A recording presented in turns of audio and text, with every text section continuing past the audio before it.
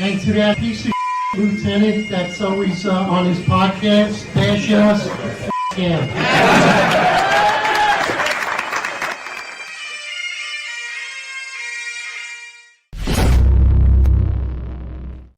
Attention to roll call. That's right. Good morning, everybody. 8:05 live Eastern time. And, of course, it's Monday morning, and we're back. The full team is here. John is back. He's got a couple of follicles in his hair. He's standing a little upright. He's a little taller. He's got a tan. I got my elevator shoes. There was a couple of people asking if you were sporting a wife beater this weekend. People still refer to it as that. That's all season wear, bro. You can't not wear that. Well, I'm sure you're feeling refreshed, back in action. So thank you, everyone, for staying with us last week. We appreciate it. Moving forward, a lot of content that hasn't stopped in New York City with the NYPD. So, New York City 26. Good morning, brother. He says, John, how was turkey? I think everyone's put their money that you were getting hair follicles. Yeah. So with that said, there's a lot of content. We're going to jump into it. But before we do that, good morning, John. Good morning, Marlon. And John, bring it away. Introduce one of our sponsors. Thank you. Yeah. So I'm excited. We just partnered with the Key. The Key is sponsoring this episode, and they're getting ready for a sergeant test that's coming up. So you guys and girls that are looking to become sergeants in the NYPD, I mean, you definitely got to check out the Key. Their orientation and material distribution begins April 25th. So if you haven't taken the test before, I highly recommend you going to that opening class. They're charging $849 for the class. For Finest Unfiltered, put in the code Finest Unfiltered $699. You're going to get $150 off. You're going to get that course for $699. So you do that at checkout. Look, you got to invest in your future. For those of you in the rank of police officer, you should absolutely be taking the sergeant's test. For those of you in the rank of detective hoping to get second grade, you should absolutely be taking the sergeant's test, because you don't know what's going to happen. And the way that I passed the test, the way that Eric passed the test, is we took the Key courses. We put in a lot of work after.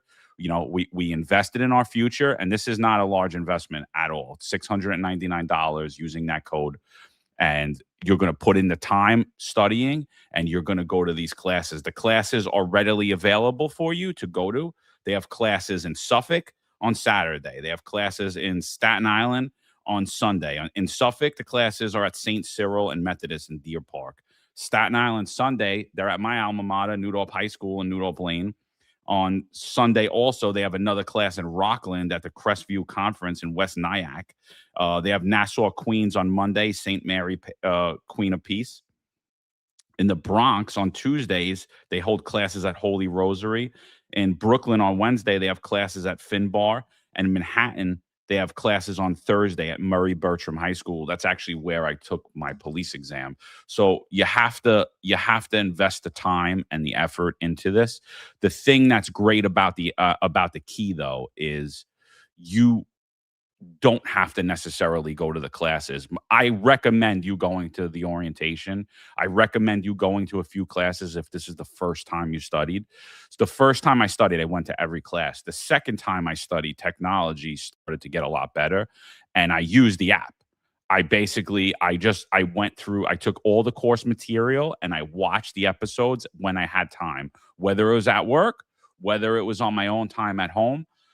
And I printed that material out. And I think what the Key taught me specifically, and what you need to understand is, because anybody could memorize material, right? You could memorize anything. But what the Key does specifically is they teach you how to take and pass sergeant exam and other promotional exams, because the questions aren't like questions that you received in college or you received in high school. They are a lot different. They're a lot trickier. So it's not only just knowing the material, it's also knowing how to take that exam.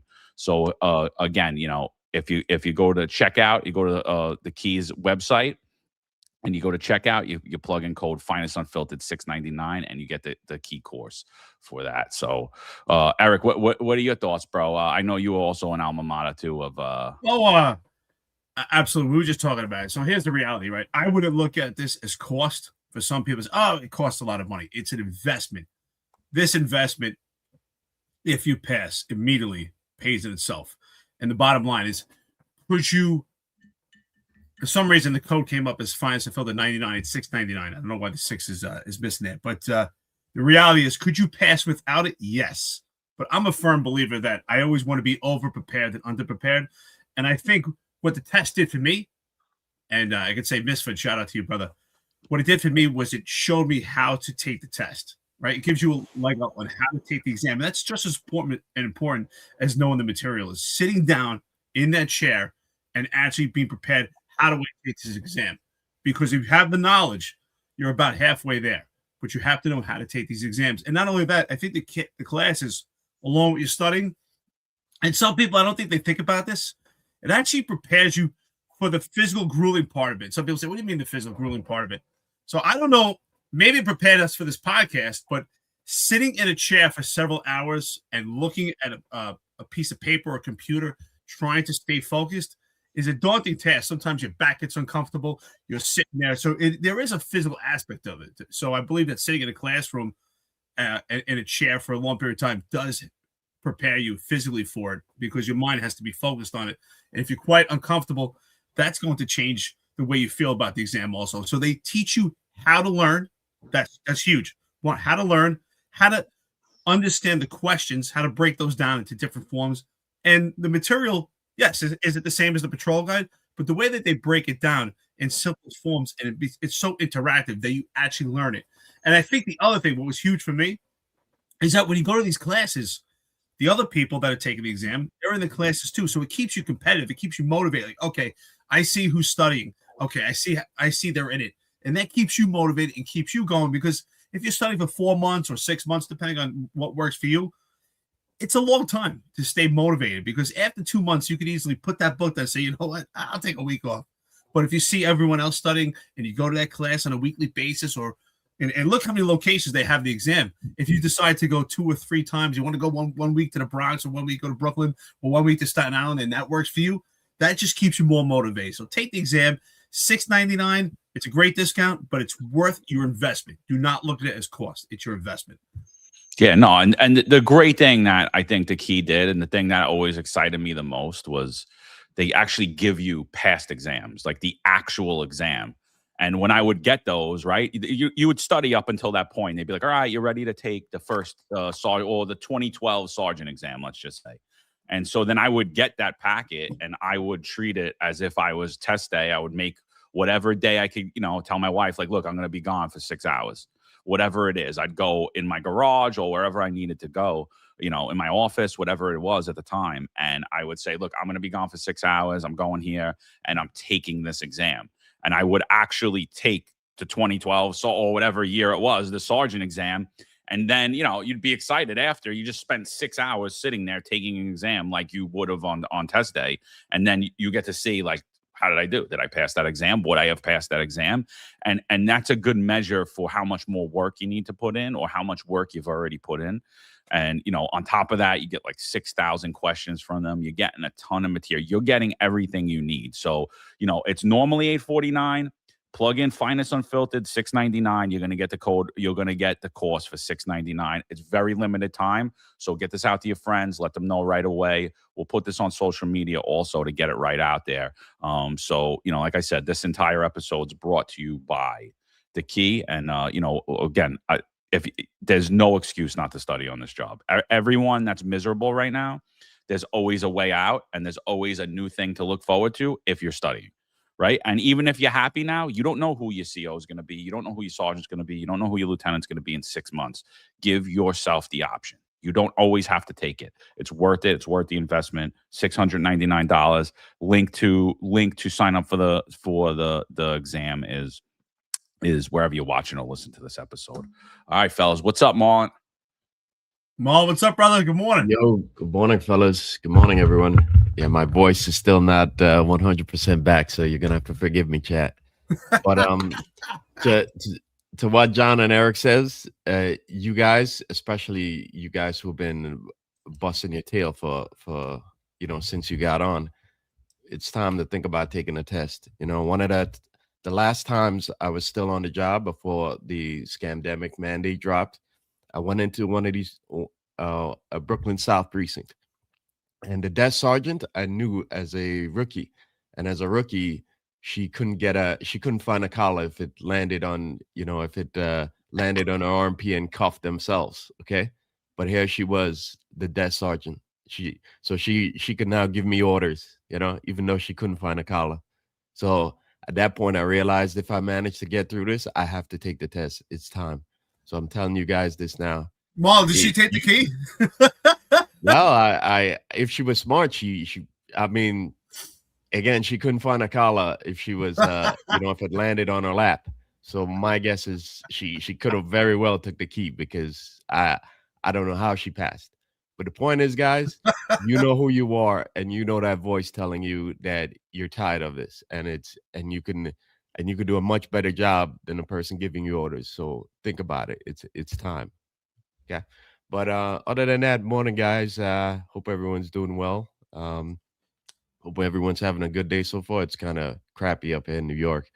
The sun only comes out every 2 days out of the week these days. But glad to have you back, John. But we got a lot to talk about today, so let's go. Definitely. Listen, if anything, if you take the key, I'll tell you this. Misfit, he's a character, man. Like, he's like full of charisma. He keeps you motivated. So he doesn't just teach. It's, I've been to classes with other companies and other instructors. And I'm not knocking them, but they didn't have the same charisma he had, right? You're just kind of reading from the material, which has its value in it. But he was pretty motivated, right? That's why I was like, hey, George is great, man. He definitely gets your attention. He gets you thinking about it. So yeah, 115576 put Misfit. Yeah, he's great, man. Like he gets you paying attention, and that's what's important, right? Because you read the material at home, you go to the class, he reiterates it to you, and he puts it in ways that make you remember it, kind of little ditties, gets you super motivated. You're looking around the classroom like, yeah, everybody else is studying, I gotta study too. So that keeps you going. Because, am I right, John? And I'm just curious if you agree. I believe there is a physical component to it that you have to prepare yourself to sit in a chair for 6 hours. Now, I don't know. For me, I've experienced low back pain for many years, and I had to find ways to get comfortable with it. And it's gotten better over the years.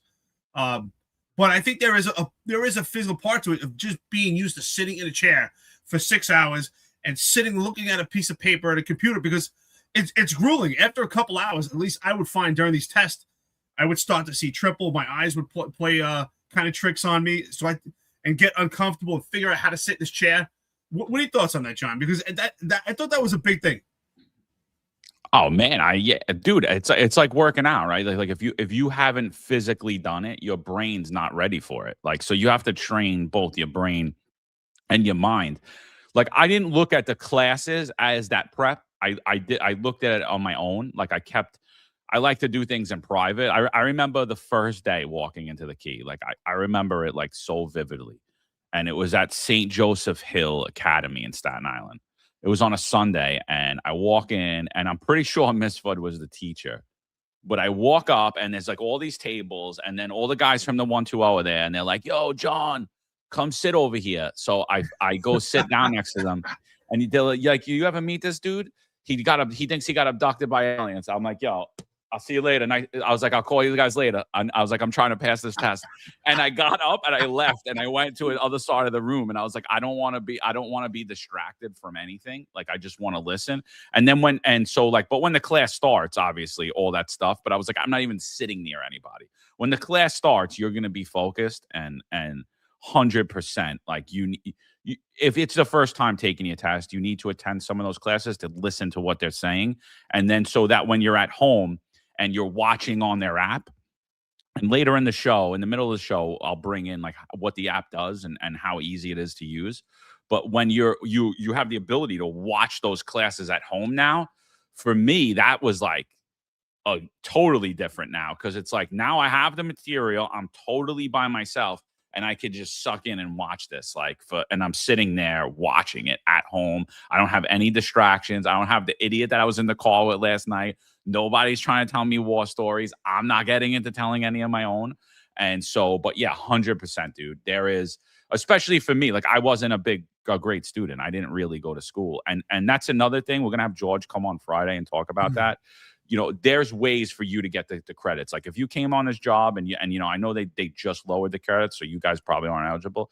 But if you're worried about not having the credits, there are ways that you could get the credits using your academy credits and using the key class, which will give you extra credits.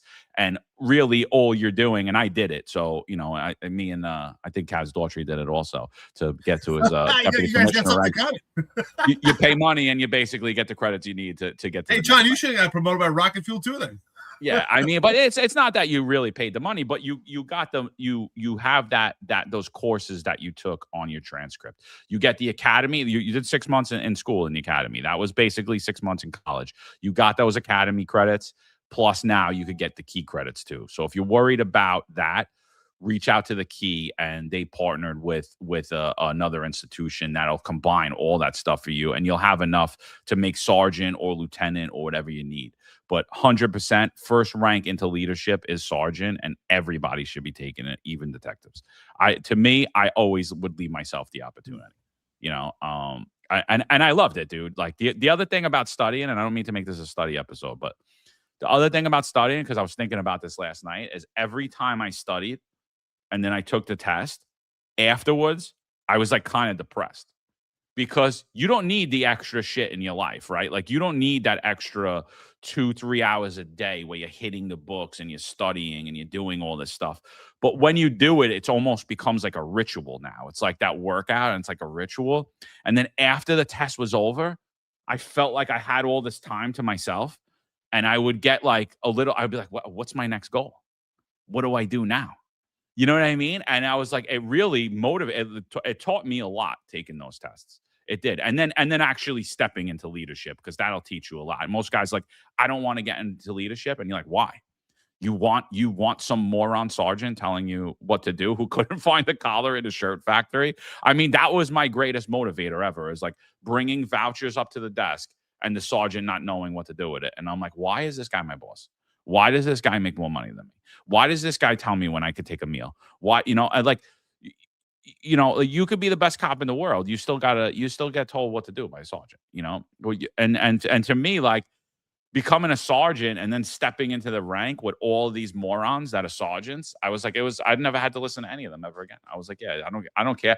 I don't care if you're a sergeant with 30 years on. Like, I don't have to listen to you. Like, I'll take advice, but if you're an idiot, you're a do nothing, you're a zero, you give me bad advice, I don't have to listen to a word you're saying on anything. Like, I'm the boss here. Yeah. Well said, John. Well said. So, all right. So let's get into the episode. So we're going to talk about, is New York City about to gamble with public safety, right? So we're going to talk about Zohran Mamdani's Department of Community Safety and what recently came out. And I think it's really eye-opening, dude. I think a lot of people say, oh, we don't really know what the Department of Community Safety is going to be yet. But I think watching the most recent city council hearing, we actually do know exactly what it's going to be, because Jessica Tisch kind of outlined it for us. What we should be prepared for, what New York City should be prepared for. And they originally, Mamdani said he was going to take $1 billion and create this Department of Community Safety. And at the time, myself, Eric, and Marlon was saying it's not enough money. Like, you're not going to have enough resources to handle this amount of calls. So they're going to have to start to pull resources and funding from the NYPD. Now that it's actually come to fruition, he's only funding it $232 million.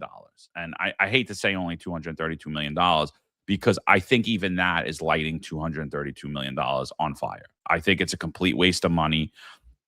What are you guys' initial thoughts about the Department of Community Safety?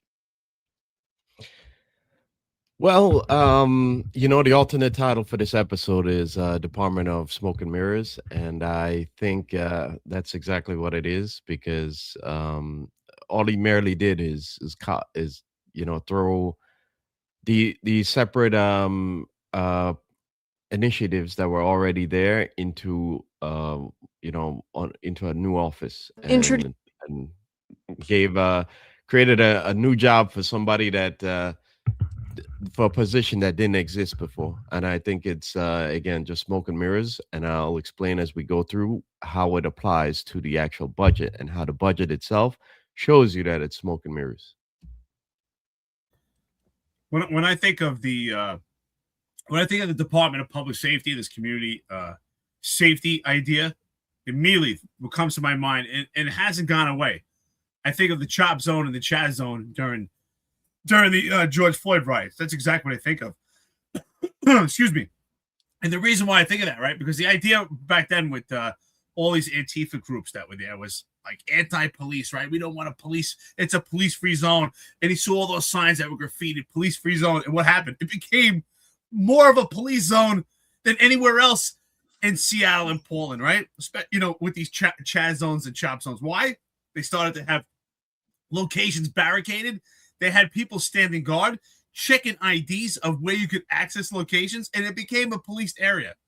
And the difference was it was actually far more harsh because they didn't have any training, right? And it started to become pretty violent and volatile. And that's what I see with this Department of Community Safety. I think this is it's hilarious that the idea is, hey, they're going to be like hands off, you know, everybody's, Johnny, you love to use that term, like Care Bears. It's going to be a bunch of Care Bears running around and everybody's going to be, you know, kind-spirited and sweet with each other. The reality is, without training, you actually created more of a problem. There's going to be more escalation than if you had police respond. And John and Marlon and myself have talked about this on numerous episodes. What kind of training will there be? And what type of equipment will they carry? Will they carry tasers? Will they carry pepper spray? Because they need some type of tools and weapons to protect themselves in case it gets volatile. And what I also said was, and Jessica Tisch kind of alluded to it, right? The same, if you could look at the same scenario when they had the protest riot, which actually became a bomb scare at Gracie Mansion. What did Jessica Tisch say? Oh, SRG was nearby, right? That was the plan. And I think it's going to be the same thing. I think that the community safety cops, look, I mean, I even just said the community safety cops, because that's what I say. It's just like the chop zone. They'll end up being community safety cops, will respond, and the real police will be around the corner waiting till it's okay to let them in, right? And unfortunately, this makes it far more vulnerable for the uniformed cop, because the uniformed cop, in my opinion, is not going to be permitted or called upon until escalation has already risen to a problem. And now the cops are walking into a problem instead of having an issue de-escalated. But the problem is they're putting the cops into the fire, because if the community safety apparatus can't handle it, well, then they have to send in the cops, right? So this is just, in my opinion, this is going to create far more vulnerability and be far more escalated than it was before. I think this whole thing is laughable. But again, I think a Chaz zone, I think a chop zone. What do you think, friends and listeners? That's like immediately what I think about. That's just get an idea of signs with graffiti, people that are untrained, and far more police than it should be. No, I think it's fair. I really think of the violence intervention program more. I don't think of the chop zone. I think of, you know, like what do they call it? The CMS, the crisis management system. Like, this is the crisis management system with city employees rather than people you don't know.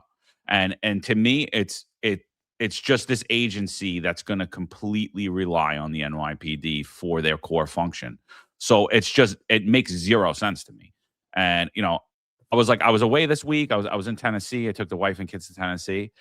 But, you know, I used to think I was the only one that was into public policy, like a nerd, but that so many people were sending me clips of the public safety hearing.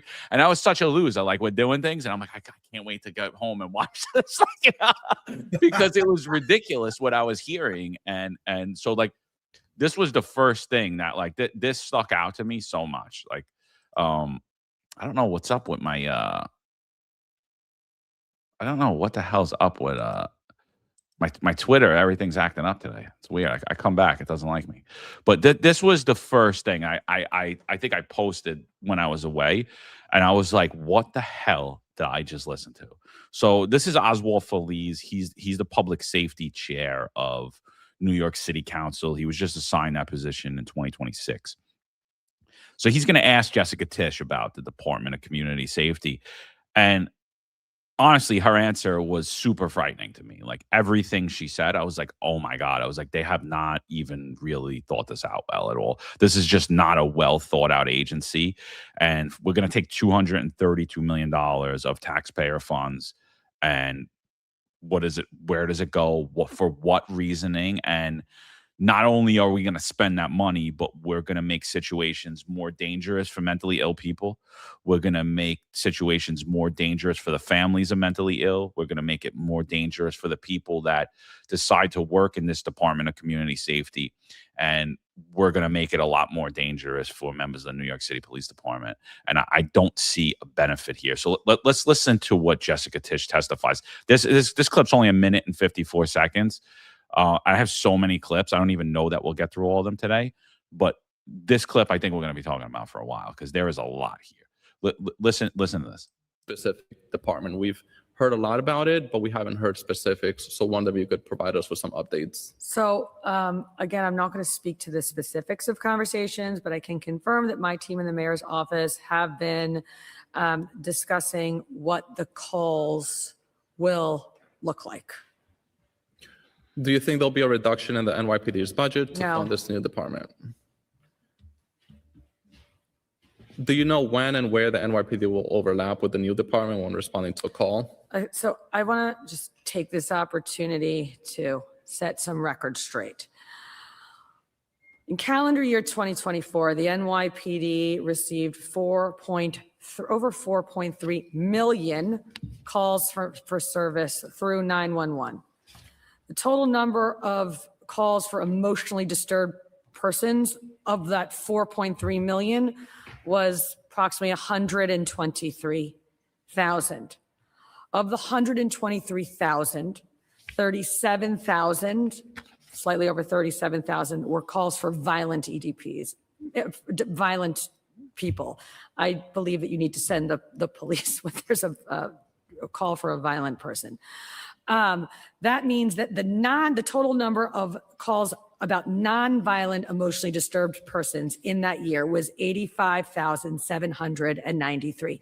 That means that 2% of our 4.3 million calls would be divertible away from the NYPD if we are seeking to divert all calls that for emotionally disturbed people that are non-violent, no weapons. All right, thank you. So there's a lot there, right? The first, just right off the bat, the first question that's asked is, what calls are going to be divertible? And Jessica Tisch says we're still in talks. So we just budgeted $230 million, and you haven't figured out what calls are going to be there. And then she's like, I'm not gonna talk about what we talked about, but I'm gonna give you some of the data. So she says 4.3 million 911 calls. A lot, right? That's a lot for. They say there's 35,000 members. I'm still not buying it, but whatever. We'll pretend there's 35,000 police officers still. That's a lot of calls. 4.3 million calls. Now, the calls that she's saying are divertible, she goes into the statistics on that, right? She says 123,000 calls for emotionally disturbed persons. 37,000 of those come over as violent EDPs.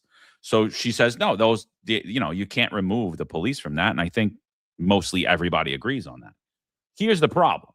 She says that there's 85,000 calls that come over as non-violent EDPs. The data that she fails to give at that point is how many of those 85,000 calls turned out that the police officers actually had to use force. And the thing that I think if you delve into that number, what you're going to see is it's a lot. It's a lot. And so she's saying that 2% of the 4.3 million calls are divertible to the Department of Community Safety. I'm saying even that 2% is not really divertible because you don't know what you're sending these social workers into. You don't know the situation, and anybody that's been a cop knows that. And I just think it's really, really scary. Like, what would you think about what she was saying, Marlon? Well, I think a little background for you guys who are watching right now. This is the org chart of the Office of Community Safety, and what I think is being referred to here is specifically the Be Heard program and the co-response unit. The Be Heard is the Behavioral Health Emergency Assistance and Response Division, and one of the issues with it is like right now it's jointly run by the Department of Health and the FDNY, because it's basically the non-police response. So basically FDNY EMS respond with behavioral specialists. We're talking like psychologists and health and hospitals clinicians, basically, right? So the question is, like, who's gonna run them right now? Okay, because now they're under another office, right? And my question to what she's saying there is, we also do not know how many calls eventually need a police response after the fact. So maybe EMS and FDNY respond with Be Heard, right? And then later on they realize, oh wow, we need a copy. Okay, we don't know that, but there's a lot of questions surrounding this, and I think this org chart does not fully satisfy those questions, and there wasn't any full answers given at the press conference too. So I'm not surprised that she herself doesn't seem to provide all the answers over here either. Well, the problem, the problem obviously is that Jessica Tisch still wants to be the police commissioner. She knows damn well when she gets the support of Bratton and she gets the support of Kelly, people that know policing very, very well, whether we agree with their politics or not. They know policing, and they've been in the ear of Jessica Tisch, and she knows damn well from those two past leadership of New York City NYPD policing, that this whole idea of community safety is just a complete nonsense, a complete waste of time, and just doesn't work. So she's not going to say that. So that's why this is coming out as a big word salad and just trying to throw out numbers just to deflect from the reality is there is no preparation because they don't know what to do with this. They don't know what to do with this because they're playing Zohran Mamdani's game instead of just telling him this is impossible, this doesn't work. So here's the reality, right? When we break this down, we talk about 85 to 86,000, which is 2% of 4.3 million calls, which if you do a 365-day period, comes down to about 235 calls per day. So 235 calls per day would get a response of non-police uniform. It would be this community safety. And we all know the reality is all calls are a complete mystery. So what they're giving you is what the calls would be initially, but we don't know what happens on scene. And these things turn in seconds. So the reality is she's playing complete politics and optics. And I believe the reality why they sound so unprepared is because they know it just doesn't work. We can't play this game because even with 86,000 calls, which sounds like it does, when you give the percentages, you say 2%, which is she's smart. That's why she gives the breakdown of percentage wise. Because when you say 2% of 4.3 million, you say, oh, wow, it's a small number. But the reality is 86,000 calls, that's an extreme amount. To most cities or most towns in this country, that's a lot of calls, 86,000 calls, 235 per day. Just think about how vast a metropolis that New York City is and the ability and the level of perseverance and versatility that the NYPD has to deal with. 235 calls per day, which are a complete mystery. And that's what we have not been provided, what John said. So out of those 235 calls per day, what is the percentage that then would require a police response to use force? And not just actual physical force. How about presence? How many calls will require the presence of uniformed personnel to actually just keep things under control? Because we all know there's all forms of emotionally disturbed persons. Some can be violent towards others. Some can be a threat to themselves. So how many of those 235 could potentially be a threat to themselves? We have many of emotionally disturbed people that the question is, are they a danger to others, but are they also a danger to themselves? and it's not something that the community safety or community public team, whatever you want to call this thing, can actually handle, right, or be heard. I think it's completely flawed and shameful on Jessica Tisch because she's playing politics, because she knows damn well this doesn't work. It's not effective. It's virtually impossible for this to actually play out. 2% doesn't sound like much when you give percentage-wise, but when you give the raw numbers, 86,000 divided by 365 is 235 calls per day. That's 235 instances where these community safety team will respond and could potentially need uniformed police to back them up that are supposedly around the corner waiting, that have to now go into vulnerable situations that have become escalated, needing a police response. So they're putting the police in a horrible situation. They're putting them in a situation where they may have to use more force than if they were the actual initial response. And they're also putting them in a situation where they're going to be targets from the Civilian Complaint Review Board. We know how that plays out in many situations. What are your thoughts, John? Look, I think, she's sitting there and saying basically that if it comes over as a non-violent EDP, then that's what it is. It's guaranteed. It's non-violent. So it's okay. And I think there's no such thing as a non-violent, emotionally disturbed person situation. I think every single one of those calls have the potential for violence. And something that I was trained early on was eliminate the threat of violence initially upon getting there, regardless of what the situation is, ensure that the person's not in an area where they're able to get weapons or anything like that. How's a social worker really going to control the movement of an emotionally disturbed person to keep them out of the kitchen, keep them away from weapons, keep them from going in their bedrooms? A lot of the paranoia that cops have, it's to keep them alive.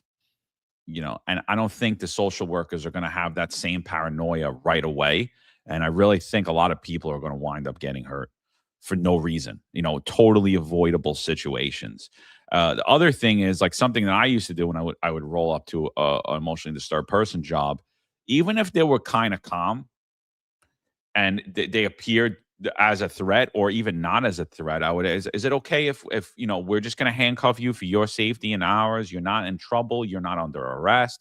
And we would put handcuffs on people to eliminate anything from happening or anything getting physical. And it worked out a lot. It worked out a lot. But there were times we got called to somebody calling on themselves hey, I just want to get my medicine. And next thing you know, the guy's lunging at the sergeant or one of the cops. And you're like, what the hell just happened? It happened out of nowhere. There was no escalation. The cop didn't do anything wrong. The sergeant didn't do anything wrong. Nobody, people pretend like cops want to go out there and beat people up, do all this paperwork and arrest people. And the reality of it is when patrol shows up, they're not looking to arrest you.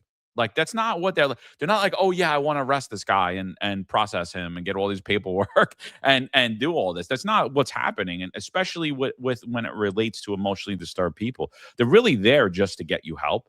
And unfortunately, a lot of times in those situations, the help you're going to get you're going to get brought there in handcuffs and basically being held down until you're calmed down and you either get your medicine or you don't.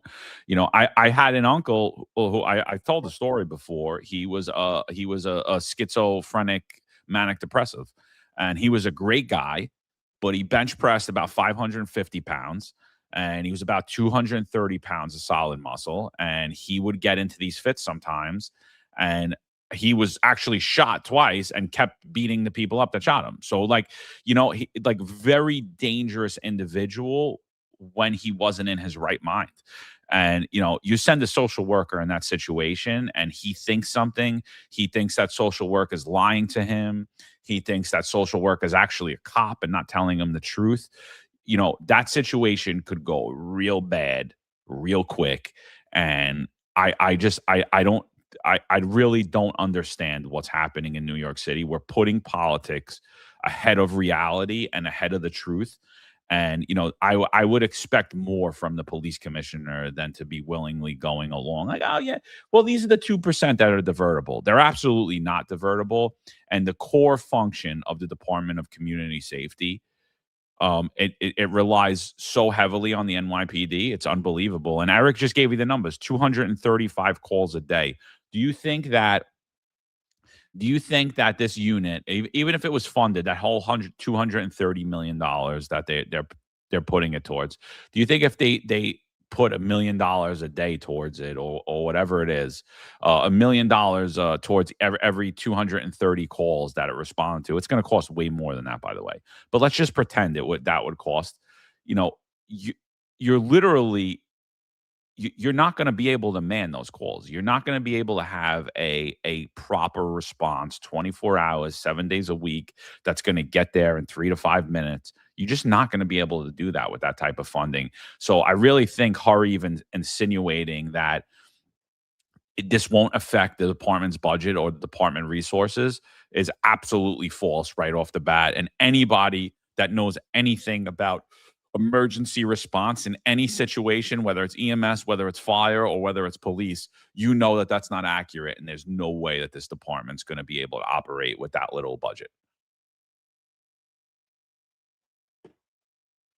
And about that budget, something to keep in mind is that I was looking at the independent budgets of these units before they were thrown into the Office of Community Safety, and it's either between 284 and 300 million, and now he's saying the budget for the Office of Community Safety is 260 million.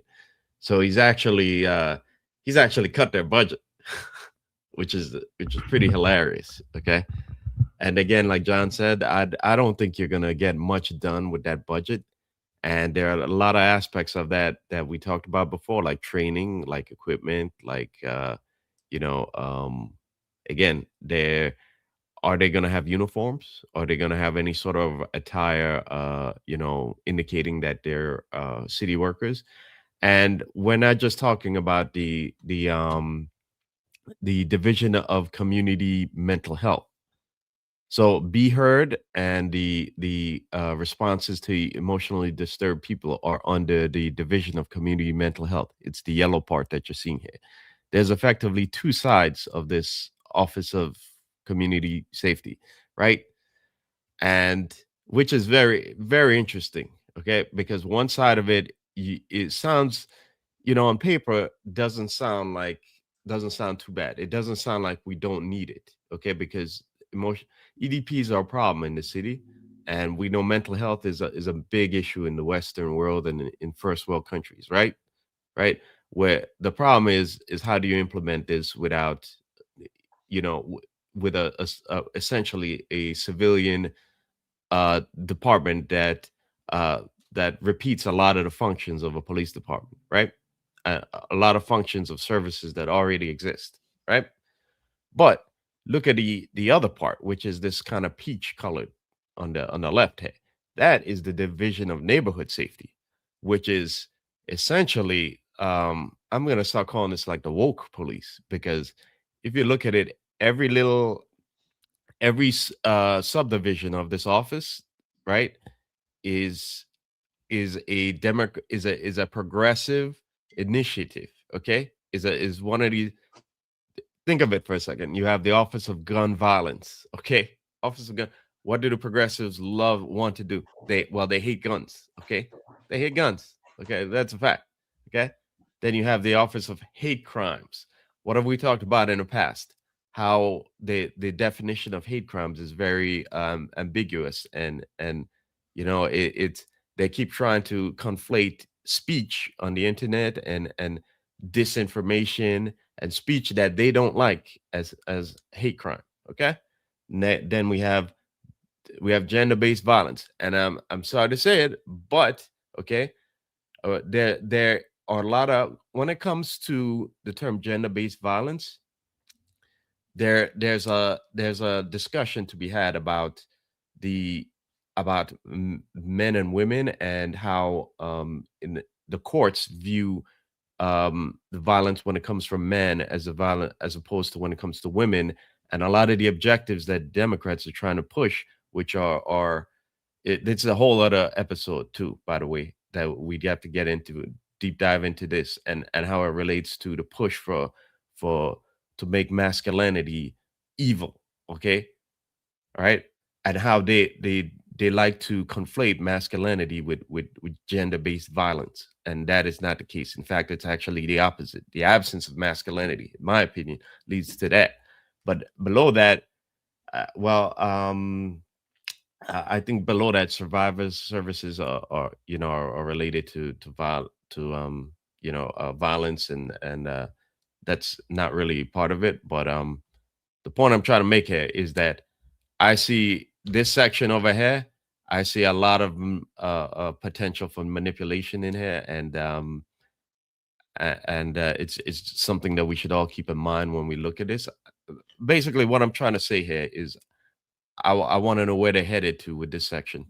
Okay. I think you hit some key points here. There's no doubt about it, right? Where are they actually headed to with it? So I think this is a great point. Housing for Life 737. Good morning, brother. This is what I was saying earlier. It says, will social workers request ESU, right? For anyone who's outside the NYPD or just a regular police enthusiast, emergency services unit, if necessary? Or will it be too late by that time? That's what I'm saying. If the police are waiting nearby because we don't want to see the bad man with the uniform, by the time the actual police respond and get there, it's already a heightened situation. So spot on with that. Are they going to wait for ESU or the uniformed cops? Are they good enough to respond? And I think that it also shows just the level of disrespect that Zohran Mamdani and his administration have towards the police. That's why I also have a problem with the NYPD leadership actually playing this game and not just stand their ground and say this doesn't work.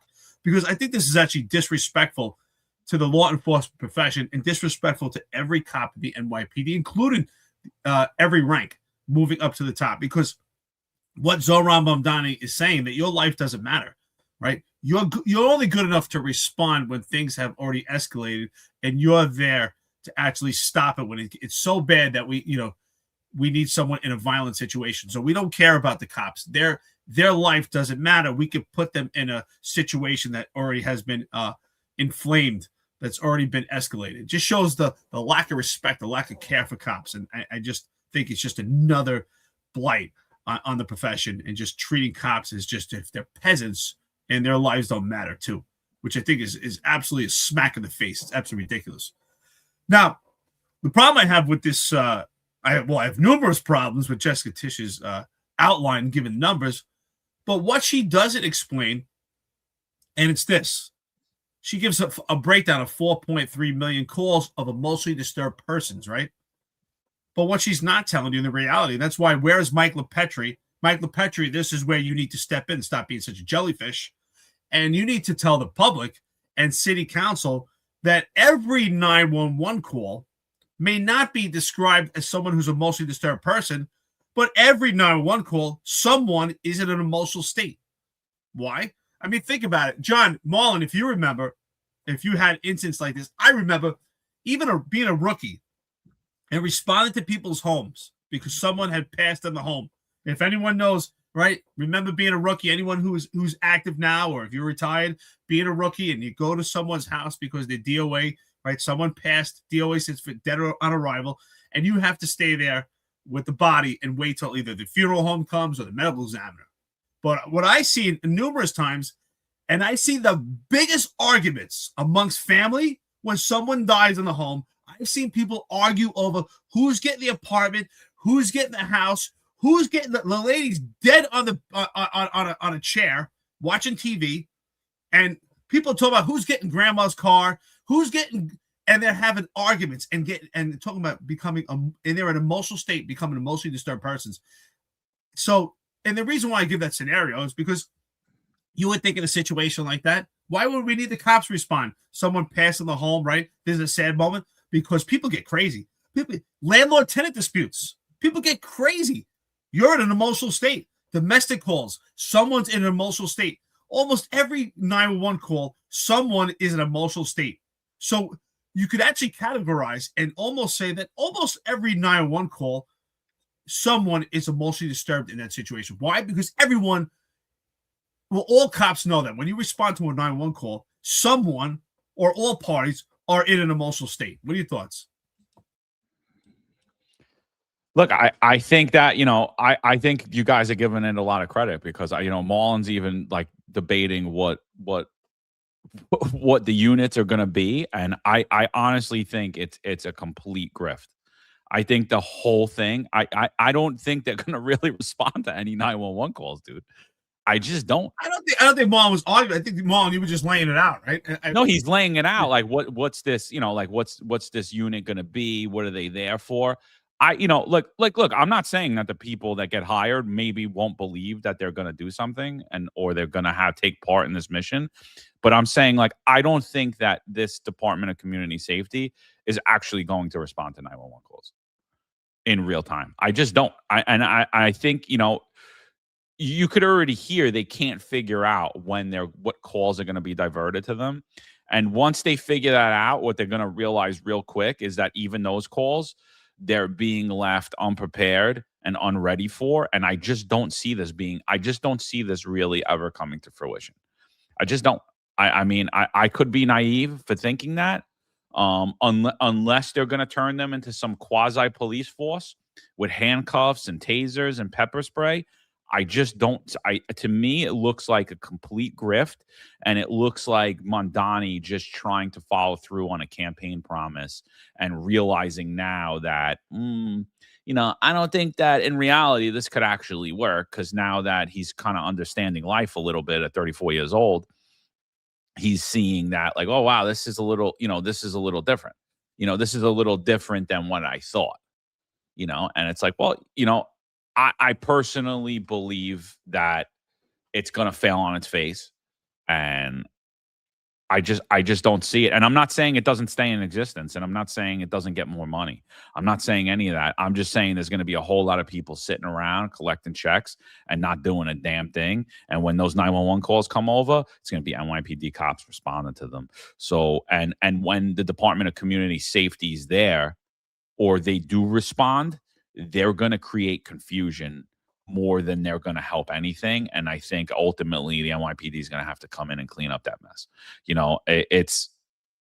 To me, like, this is just insanity. It's insanity that the mayor even thinks that this is a good idea. It's insanity that any of these public safety professionals or experts are going along with this. It's like, it's not well thought out. Like the very core function that they're saying they're going to do, they're going to respond to people in mental health crisis. They can't even do that. They're telling it right there, right there. She gave you the numbers. Oh, we could give you 2% of the 911 calls.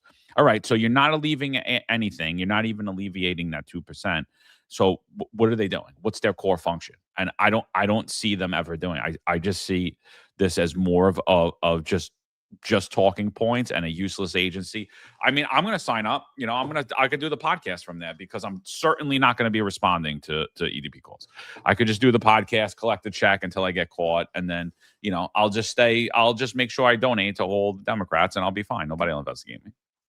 But that's my point. That's why I think it's brilliant on her part to say, well, 2% of these calls are calls that would be related to this community safety team, because I believe what she's doing is they know the reality is it doesn't work. So let's find a minimal number that we can play with to say that these are the calls that they can respond to. And I think they're going to break it down. Eventually, I think they're going to break it down even less, just to justify and play politics and optics for Zohran Mamdani. Like, here's your community safety team. And I think eventually it's going to be, well, they're going to respond to half of a percent, because the reality it doesn't work. And that was my point. I find it ironic that he got rid of the deputy mayor for public safety role, which was last occupied by Kaz, and replaced it with a deputy mayor of community safety, which Same again, yeah, they're in charge of smaller units that are actually run by different department heads already, which is exactly like the role Kaz had before. So. Yeah, the bottom line is this is why I think that Jessica Tisch is quite insulting to me at this point, because she's intelligent, and I think she does a great job of playing word salad and giving optics and an illusion that this is going to be an actual unit that they're going to utilize. But when you listen to her, and anyone who understands the police profession, she's breaking it down to simplest forms and get the smallest percentage possible to justify this, to justify its existence, to play this game with Zohran Mamdani. And that's why, John, you're spot on. This was just a campaign trail that now people are saying, all right, where is it? They want it. They want to see it. And they have to figure out somehow how to plug this in, because every other campaign promise from Zohran Mamdani has fell on its face already. So they're looking for one thing to show up, and they're trying to find a way to draw straws at it. And you're right, a 34-year-old man at this point is realizing, wait a minute, I see how the real world works in New York City. There are crazy people out there. Unfortunately, yes, there are crazy people out there that need police response. And there are good people out there that are not crazy, that are having crazy days. Someone said it here earlier. No one calls 911 because you're having a good day. You call 911 because you're having a bad day. Something I used to tell my cops, right? Understand, if you're working inside the precinct for a day, right? And you're just taking reports, your intake, that's what they would call it, your intake for the day, or you're the telephone switchboard, you're taking reports. Don't expect people to walk into the precinct smiling. That's it. People are going to walk into the precinct screaming and yelling. They're going to be pretty volatile. They're going to be yelling at you because they're having a bad day. It's very rare that people walk into a precinct because they're having a good day.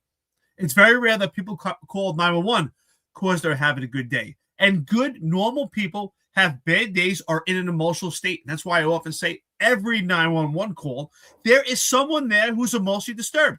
If it's a domestic, if a married couple is having an argument to the point that 911 has to get called, whether they call themselves or a neighbor calls because they hear it, someone there or both parties are emotionally disturbed at that point, because rational thinking would be, I don't want to have an argument so loud that my neighbors call, or rational thinking is, I don't want to have the police come and intervene between myself and my wife, or you and your husband. Normal people do not want the police to respond, because I used to say it all the time. If you want your relationship screwed up, if you want everything destroyed, call the police. And I used to tell people straight up, listen, it's right. What's happening here? Aren't you guys supposed to solve problems? I'm like, listen, you want things fucked up? Call the police.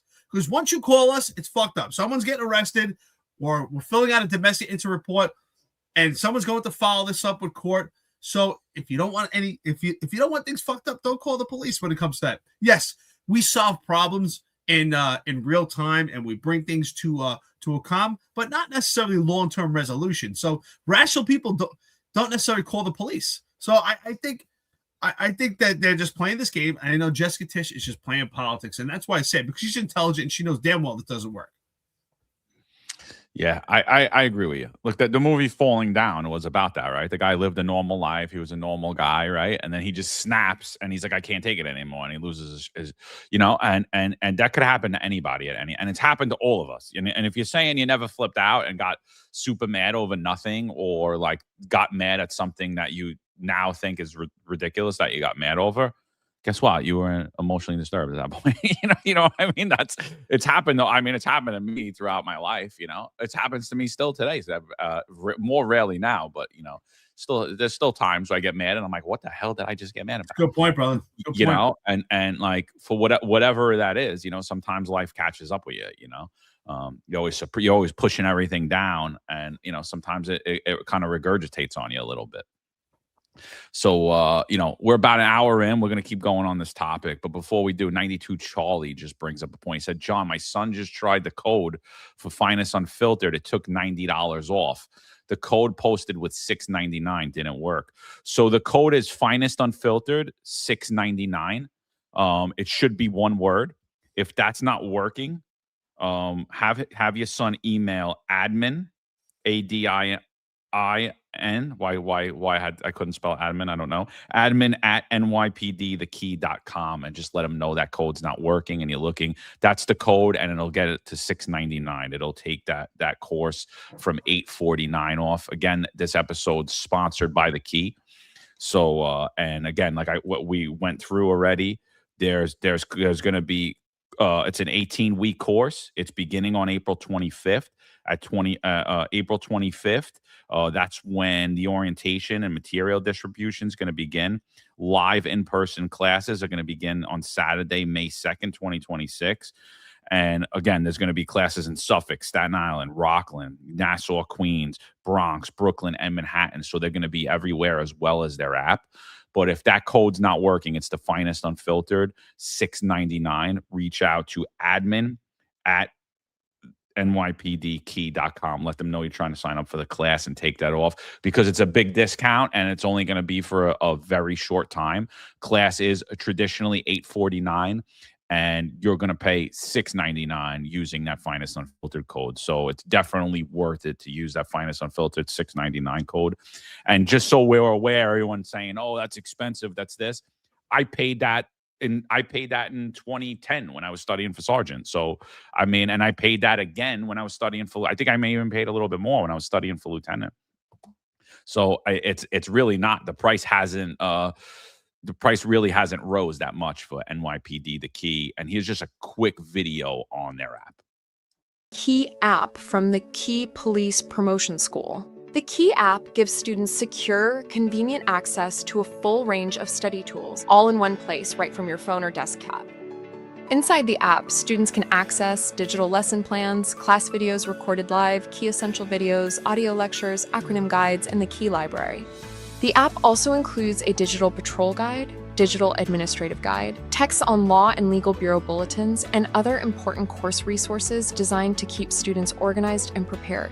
And when it comes to practice, the Key app gives students access to over 6,000 exam-style questions. These questions are scenario-based, modeled after real-life promotional exam questions, and each one includes an in-depth explanation to help students fully understand the material. To maintain accuracy, all material is reviewed and updated weekly, so students are always working with the most current information available. The Key app is available only to students enrolled in the Key Season course. It is not publicly available in any app store. Whether you're studying at home, on the go, or reviewing between tours, the Key app makes it easier to stay connected to your course and keep your preparation moving forward. And because security matters, access is restricted to approved students only.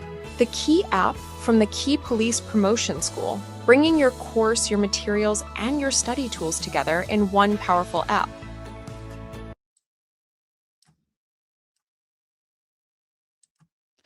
So that's it. So make sure it's www.nypdthekey.com. We have the link directly to sign up for the course. Like we said, Finest Unfiltered, $699 at checkout, and that'll bring the cost down to $699. You'll save $150. If it's not working, check out admin.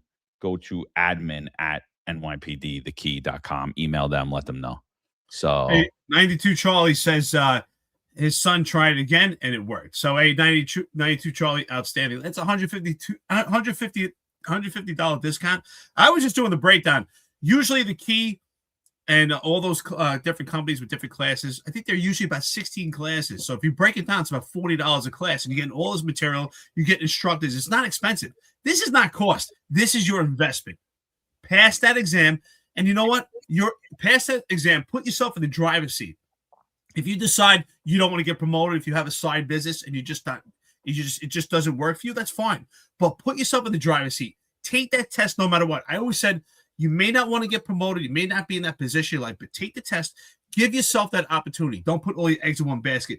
Take the Key. Get those classes. Get that $150 discount. Break it down. It's about $40 a class. Get Misford, who's super motivated. He's got a lot of charisma. You're not going to be disappointed. Pass that test. And when it comes time, your name is up for promotion. You make the decision where you want to go. If you decide you don't want to, at least you gave yourself that opportunity. yeah, absolutely, dude. Absolutely. And it's actually 18 weeks, the course. So it's 18 weeks of studying. You do what they tell you, you'll pass the sergeant's test.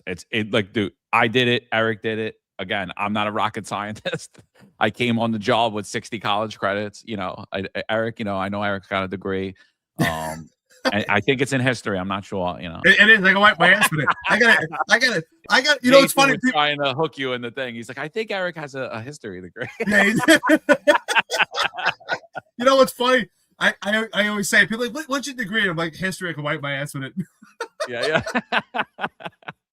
It's good. Look, no, what were you saying, John? No. But I'm glad it worked. So that's it. Like I said, the link right to the checkout for the Key is wherever you're watching or listening to this. And then what you do is you just put in Finest Unfiltered $699, and you'll get that course for $699, $150 off to $1,849. It's an 18-week course. They have it all week long in every borough. And then on top of that, you don't even have to go. You could watch the classes from home and get all the material. But if this is your first time studying, I do recommend you go to some classes, especially the orientation, I think is the most important, where they're going to lay out the groundwork and what you're going to have to do.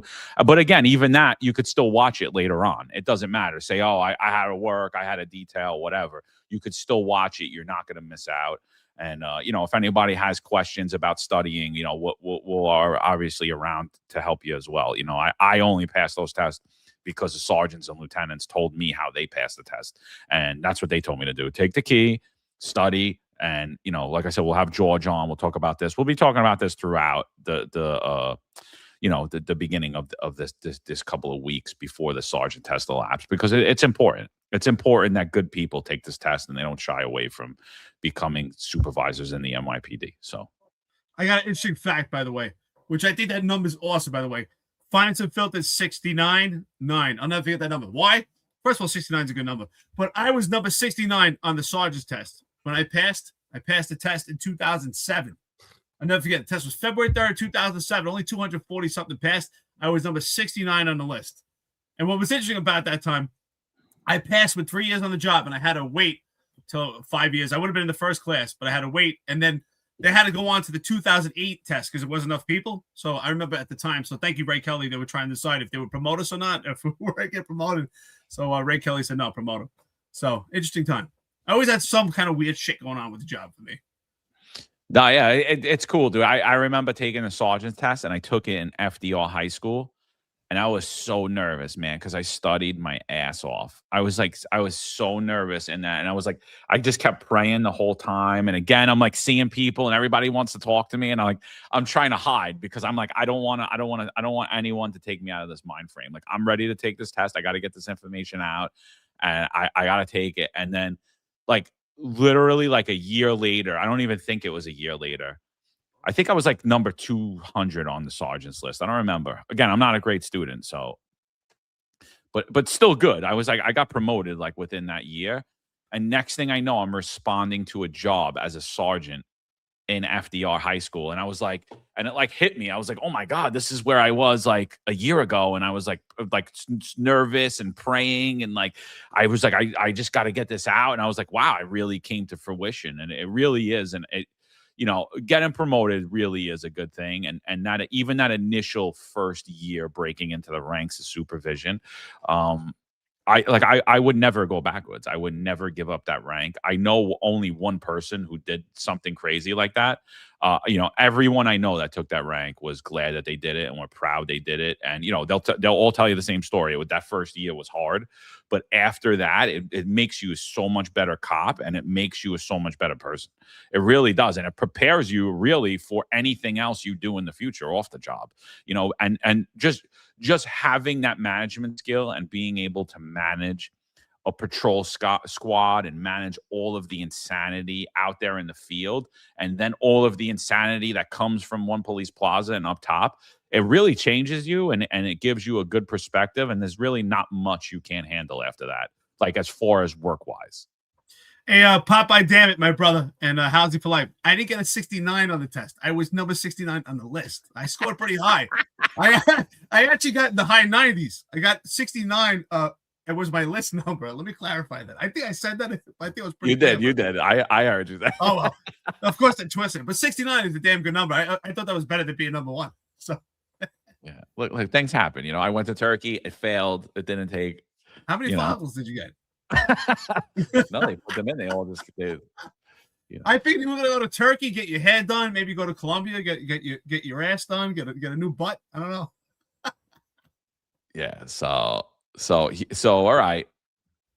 So next thing, right? So the Department of Community Safety comes up, and I'm like, they tell you right there, it's nothing. It's useless. We're basically taking your tax dollars. We're gonna give people jobs, and they're gonna paint their nails in their office, and they're gonna take credit for the work of the NYPD, and they're not gonna alleviate one thing from the NYPD. Nothing's gonna be alleviated from the NYPD's plate. And then they move over into this hearing, and they start talking about the SRG. right? They start talking about the SRG, and listen to what's being said here. That this is another one where you're like, are you kidding me? Like, how is this? How is this real life? How are you the police commissioner? Why are you going along with this insanity? So listen to what Oswald Feliz asked the police commissioner. SRG, how is this different from overall protest response? There was a protest, as we know, 3 weeks ago when individuals brought explosives to the protest. You mentioned that SRG was there to respond if needed. At what point would they have intervened? Also, the mayor stated that he wants to disband the SRG unit. Have you had conversations about this? And is this still the plan? So I am aware of the mayor's concerns about SRG, and yes, we have had conversations about it. Consistent with department policy and the protest settlement, SRG is not on site at the beginning of a protest. That is not new policy in this administration. That is as a result of a protest settlement that was made years ago that has now kicked in. To the extent that a protest is peaceful and lawful and we are not making any arrests, it's going to be primarily our community affairs officers and sometimes patrol officers who will be people policing the protest. SRG is not deployed in those instances. If we see criminal activity at a protest and we are going to make arrests, then SRG may be deployed consistent with the protest settlement to take enforcement action. But to put this in context, in 2025, we had 4,255 protests that the NYPD facilitated in New York City. SRG was on standby, was available at 245 of those protests. That's under 6%. And they were called in to make arrests at 41 or 1% of last year's protests. If the SRG is disbanded, will this frustrate your ability to keep people safe during protests? And also, what have recent conversations been on this issue with the mayor and his Well, I'm not going to discuss private conversations with the mayor, but I will say that I will never do anything that is not in the best interests of the New York City Police Department and the people of the city of New York. But she will leave protests completely exposed to acts of terrorism, bad actors, domestic terrorists, foreign terrorists, and she will allow protests to get insane by not properly staffing them and having the SRG there on the onset. I was like, I listened to this and I was like, and she basically said what we've been saying, right? The protest settlement agreement emasculated the police department's authority and their ability to properly police First Amendment activities and mass gatherings and stop them from turning illegal, street takeovers of critical infrastructure. That weighs heavily. But, you know, there's a workarounds even with the protest settlement agreement when you believe violence is expected, when you believe acts of terrorism may be expected. Now, look, I'm not sitting here and saying that we should staff a freeze the rent protest with 20 people like we should staff the Thanksgiving Day parade. I'm not saying that, but when you have a known agitator coming into New York City and you know violence is expected and you have anarchists clearly online threatening to assassinate him at that position, at that protest, you should understand that at that point, that's a detail that should be staffed heavily from the onset, and SRG should be there from the onset. So although she said, I'm not going to discuss our private conversations, there's obviously, she did say that we're discussing ways that we will police protests in the future. And we already know what that is. That is it's going to be some type of quasi community affairs patrol unit that's going to be completely ineffective. And what the New York City Police Department is planning to do is to have a reactive approach to violence and terrorism rather than a proactive one. And regardless what you name that unit, what uniform you put them on, what equipment you take them away, you're leaving New York City residents vulnerable. You're leaving the people. You're leaving peaceful protesters vulnerable, and you're leaving your cops vulnerable. So I think again, it's politics ahead of public safety. And she said, you know, her last statement, I'm not going to do anything that's going to put the New York City Police Department in a bad position, or the people in New York City. And she's doing exactly that. So Yeah, she with that she also said Spoke last year about our efforts to work collaboratively and fairly with the CCRB, and in particular, my decision to change our policies so that CCRB substantiations are processed and adjudicated on the merits rather than being dismissed on technical grounds. These changes have had a dramatic impact on the NYPD CCRB concurrence rate. Listen to this part. According to the CCRB's own data, in 2023, the NYPD agreed with the CCRB's disciplinary recommendations in 56% of cases. In 2024, it fell to 30% of cases. But in 2025, after the changes were implemented, the concurrence rate rose to 83%. And if you exclude the short statute of limitations dismissals from the beginning of 2025, a policy that I reversed on March 1st of last year, that concurrence rate in 2025 was approximately 90%. Yeah. So think of it for a second. You're gonna have these protests staffed with people who aren't trained to handle protesters, right? Not as trained as the SRG, because that, again, that's one of their core functions, right? And at the same time, she's gonna concur with CCRB 90% of the time. So what did she say? She said she's not going to do anything that's going to what was the exact phrase? Basically jeopardize the job of the NYPD. It seems to me that concurring with CCRB 90% of the time while putting cops in a situation that they're not, they're not trained for, specifically trained for, is going to hurt the NYPD.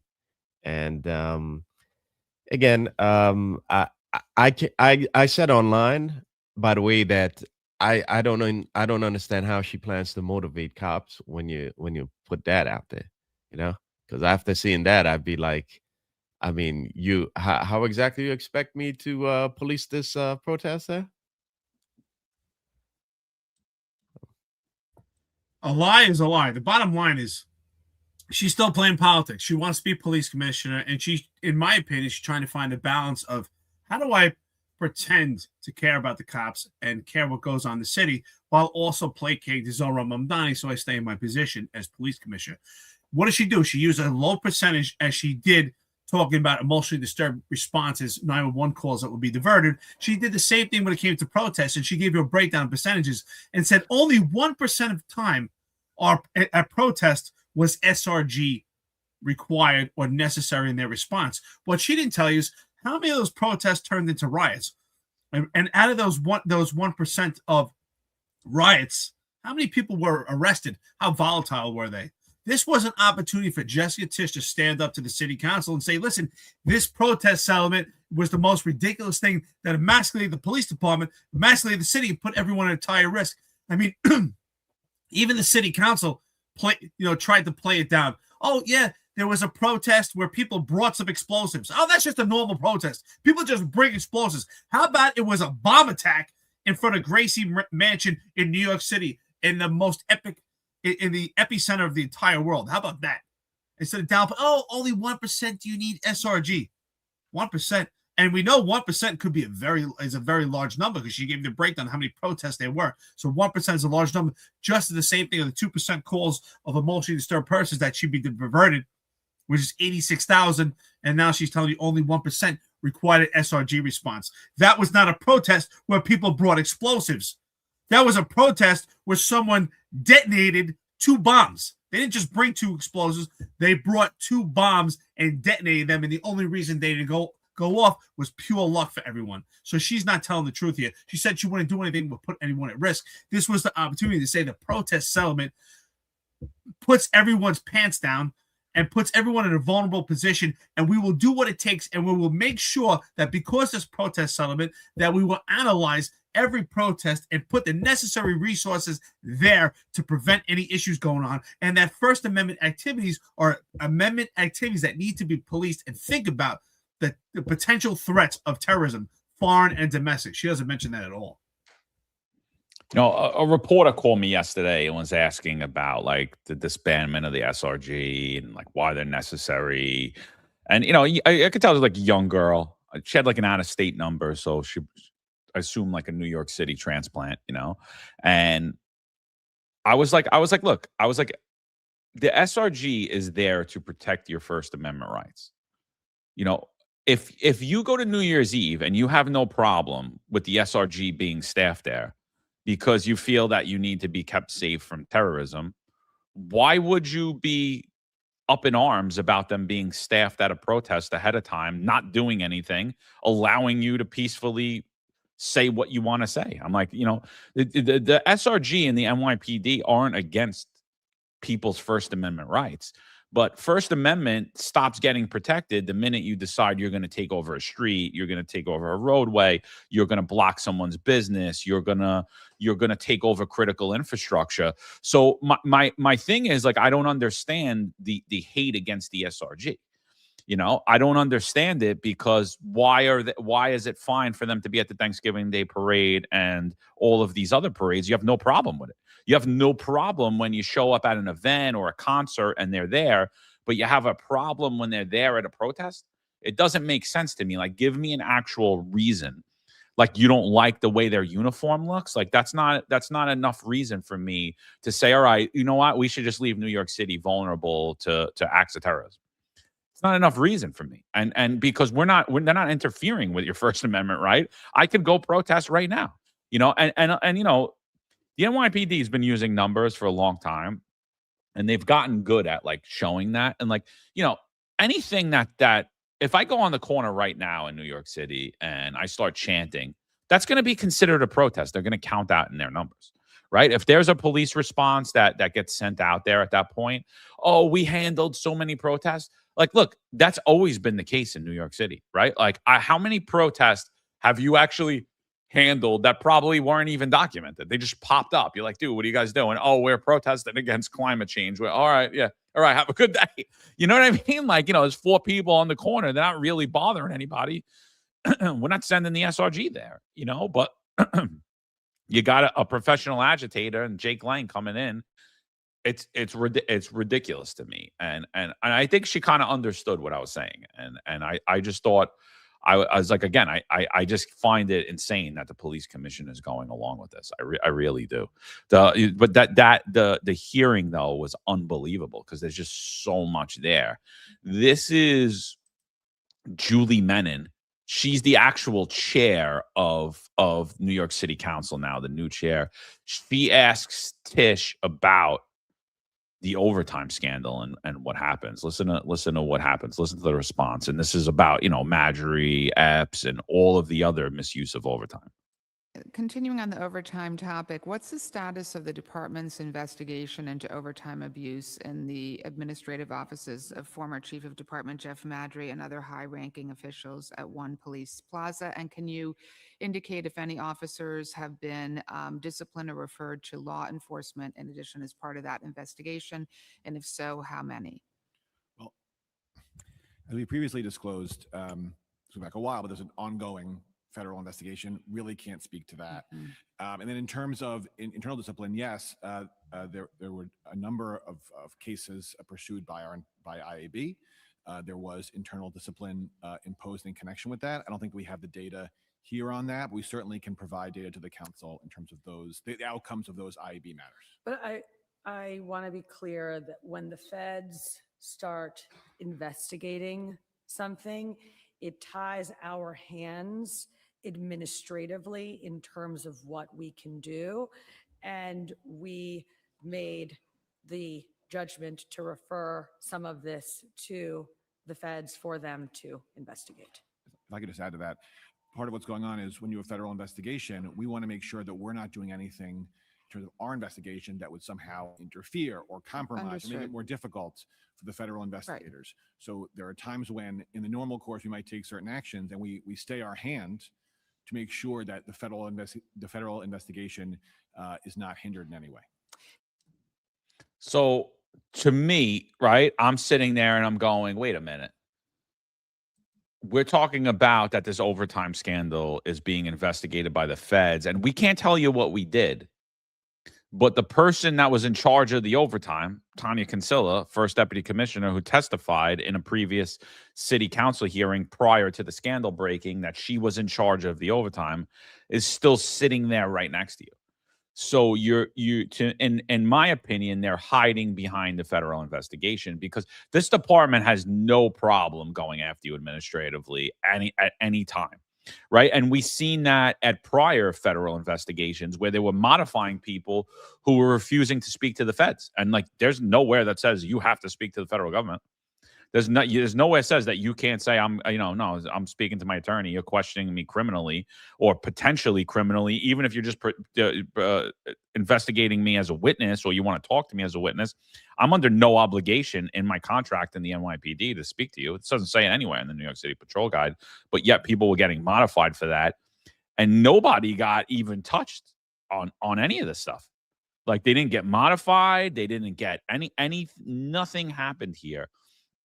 And so to me, I just don't like what they're saying here, and they really did nothing about it, and they helped cover it up more than they helped any federal investigation, or they referred anything to the feds. Like, what do you guys think about what she's saying about the overtime? Like, oh, it's an open federal investigation, and there's nothing we could really do right now. We just referred it all, and that's it. There was nothing we could do to anybody.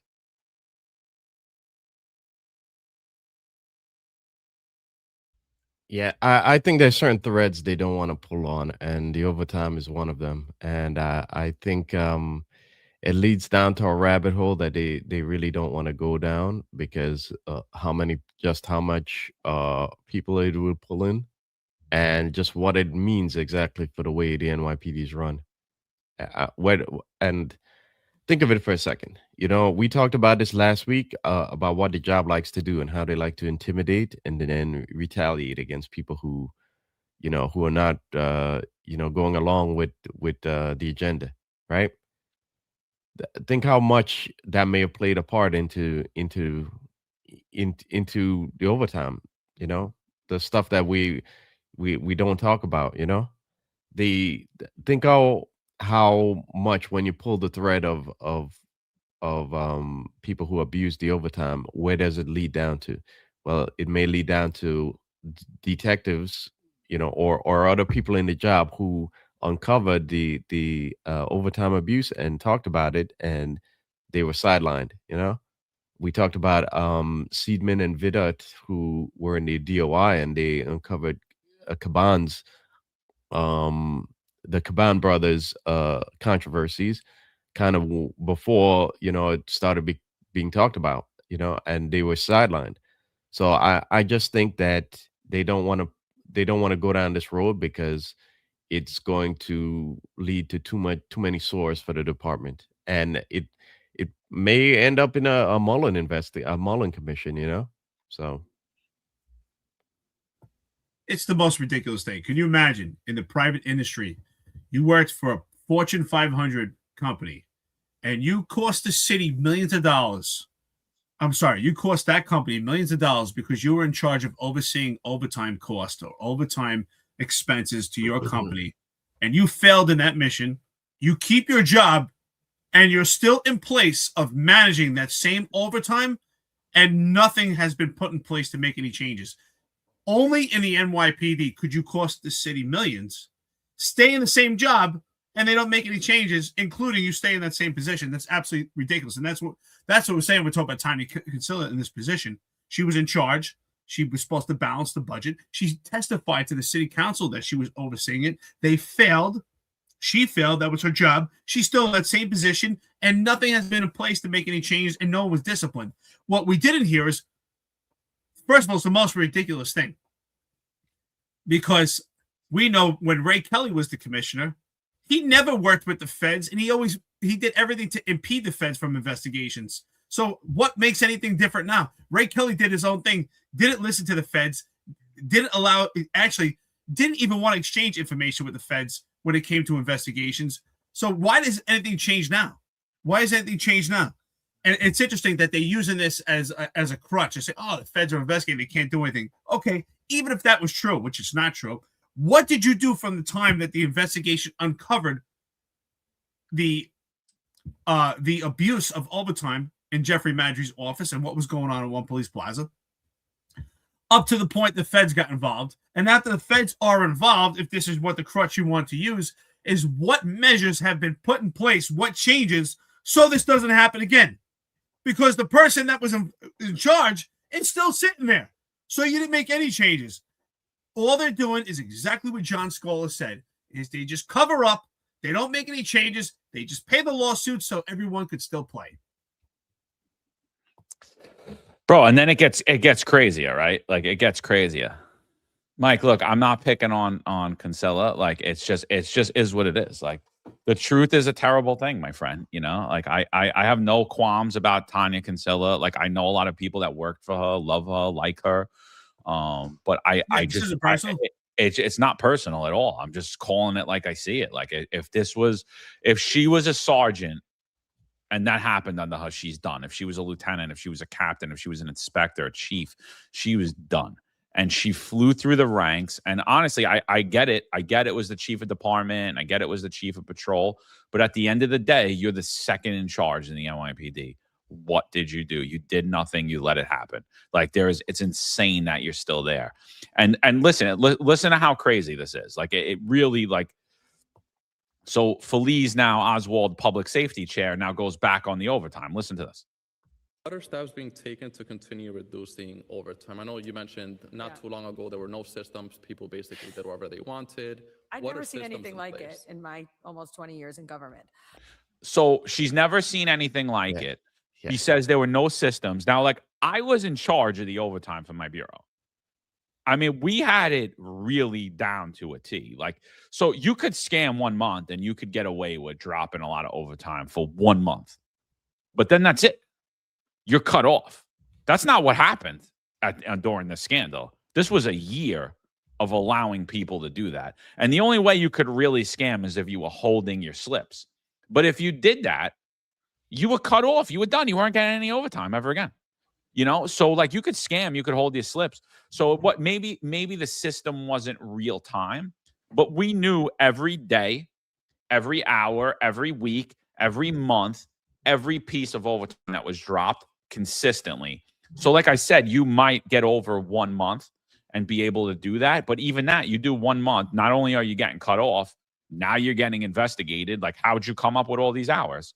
So like there was plenty of systems in place and there was plenty of supervision in place. What happened is Eric Adams happened. Eric Adams put all of his corrupt, incompetent criminal friends in charge of the NYPD, and they ripped those systems out of place. And Tanya Kinsella helped them. You know, and again, this isn't administrative to me at all. This is criminal. This is grand larceny. This is theft of public funds, and it's potentially a federal crime because they were using federal overtime code. And look, it's not hard. If any of us did it, we'd be handcuffed and we'd be facing all termination, and we'd have bills at our front door saying you owe us XYZ money on top of facing criminal charges. Like, why is that not happening here? And she says it clear as day there. I've never seen it my 20 years in government. It was like oh, I'm going to play the whole clip in a whole because I cut it off because it's so ridiculous. Listen to it again in a whole. Listen to her say this. It flies. She pretends this entire hearing, she pretends there was no management in the NYPD until she arrived, which is bullshit. There was plenty of management in the NYPD. There just wasn't there under Eric Adams, and it continued even under her. Because remember, that scandal broke out when she was the police commissioner. Didn't happen prior to her. It happened under her. Other steps being taken to continue reducing overtime? I know you mentioned not too long ago there were no systems. People basically did whatever they wanted. I've never seen anything like it in my almost 20 years in government.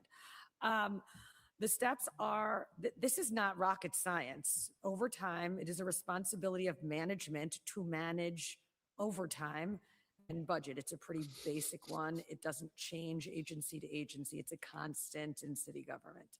And so we implemented a very thoughtful and normal overtime reduction plan, which basically said to every executive, every bureau, and frankly, every supervisor and manager that overtime is one of the things that you have to manage. And the committee is chaired by our first deputy commissioner and our deputy commissioner of management and budget. They'll work with the chief of department to understand what's going on in the city over the next month, and they'll set the cap in the middle of the previous month for the next month so we can communicate it to everyone. And then the first deputy commissioner and the deputy commissioner of management and budget keep track of it week to week and call in executives if they're seeing that a bureau or a command or an office is spiking and seems to be off course. So again, she's pretending as if she wasn't a deputy commissioner in the NYPD for years in charge of the overtime in her bureau and know exactly how overtime works in the NYPD. So that is ridiculous. And what she says is what we did is we kept the same exact two people. Well, she brought in the deputy commissioner of management budget, but she brought in the same two people that were there when the scandal broke out. And what they're doing is the same exact thing that they were doing during the scandal. Listen to Tanya Kinsella testify in 2024 at the budget hearing. Listen to what she says. It is identical to what Jessica Tisch just said. Listen to it. Okay. What other categories has NYPD seen reductions in overtime spending, and what actions were taken to bring about these decreases? So Seth, I'll turn it over to Seth in a second to give you the actual numbers. But when we saw that there was an increase of overtime misuse, like I said earlier, that we conduct bi-weekly meetings with each bureau head, and they have to discuss line by line exactly why they're up in a particular category and what they're going to do about it. And if it's so egregious, that bureau and or unit have to come to my office and answer to myself or the police commissioner as to what and why the overtime is increased. And as far as the numbers, that could give you that. So you heard it there. Like nothing's changed. What has changed? Oh, I went back to the same policy that before. I have the same two people in charge of it. She brought in the deputy commissioner of management budget because she wasn't overseeing it. She was just reporting it. She was reporting it up to the people that was supposed to handle the other bureaus, which was the first deputy commissioner and the police commissioner, and they didn't. Right. And so how do we manage the overtime? Oh, when we see a spike in overtime numbers, we look bi-weekly, we bring those bureau heads in, and what happens? You cut people off, and sometimes you investigate why someone had this egregious amount of overtime. Like, hey, let me see, like a lieutenant that was working 100 hours in a week. Like, oh, you're working 100 hours every week? Like, wow, that's not weird. When'd you sleep? When'd you go home? That's not weird at all. Oh, and you did it for 365 days? Oh, and you never went on vacation? And there's like 500 lieutenants that did that, and sergeants and cops. Like, this isn't hard, people. Like, nothing's been done. This is just lip service. And shame on city council because they're in on it too. Like, you can't be this dumb, people. You just can't be this stupid that, why do I know this? Why do I remember this and you don't? You know what I mean? Like, why do, like, all that, like, I listen to these hearings and everything just flashes in my head. I'm like, oh, yeah, that's what she said 2 years ago.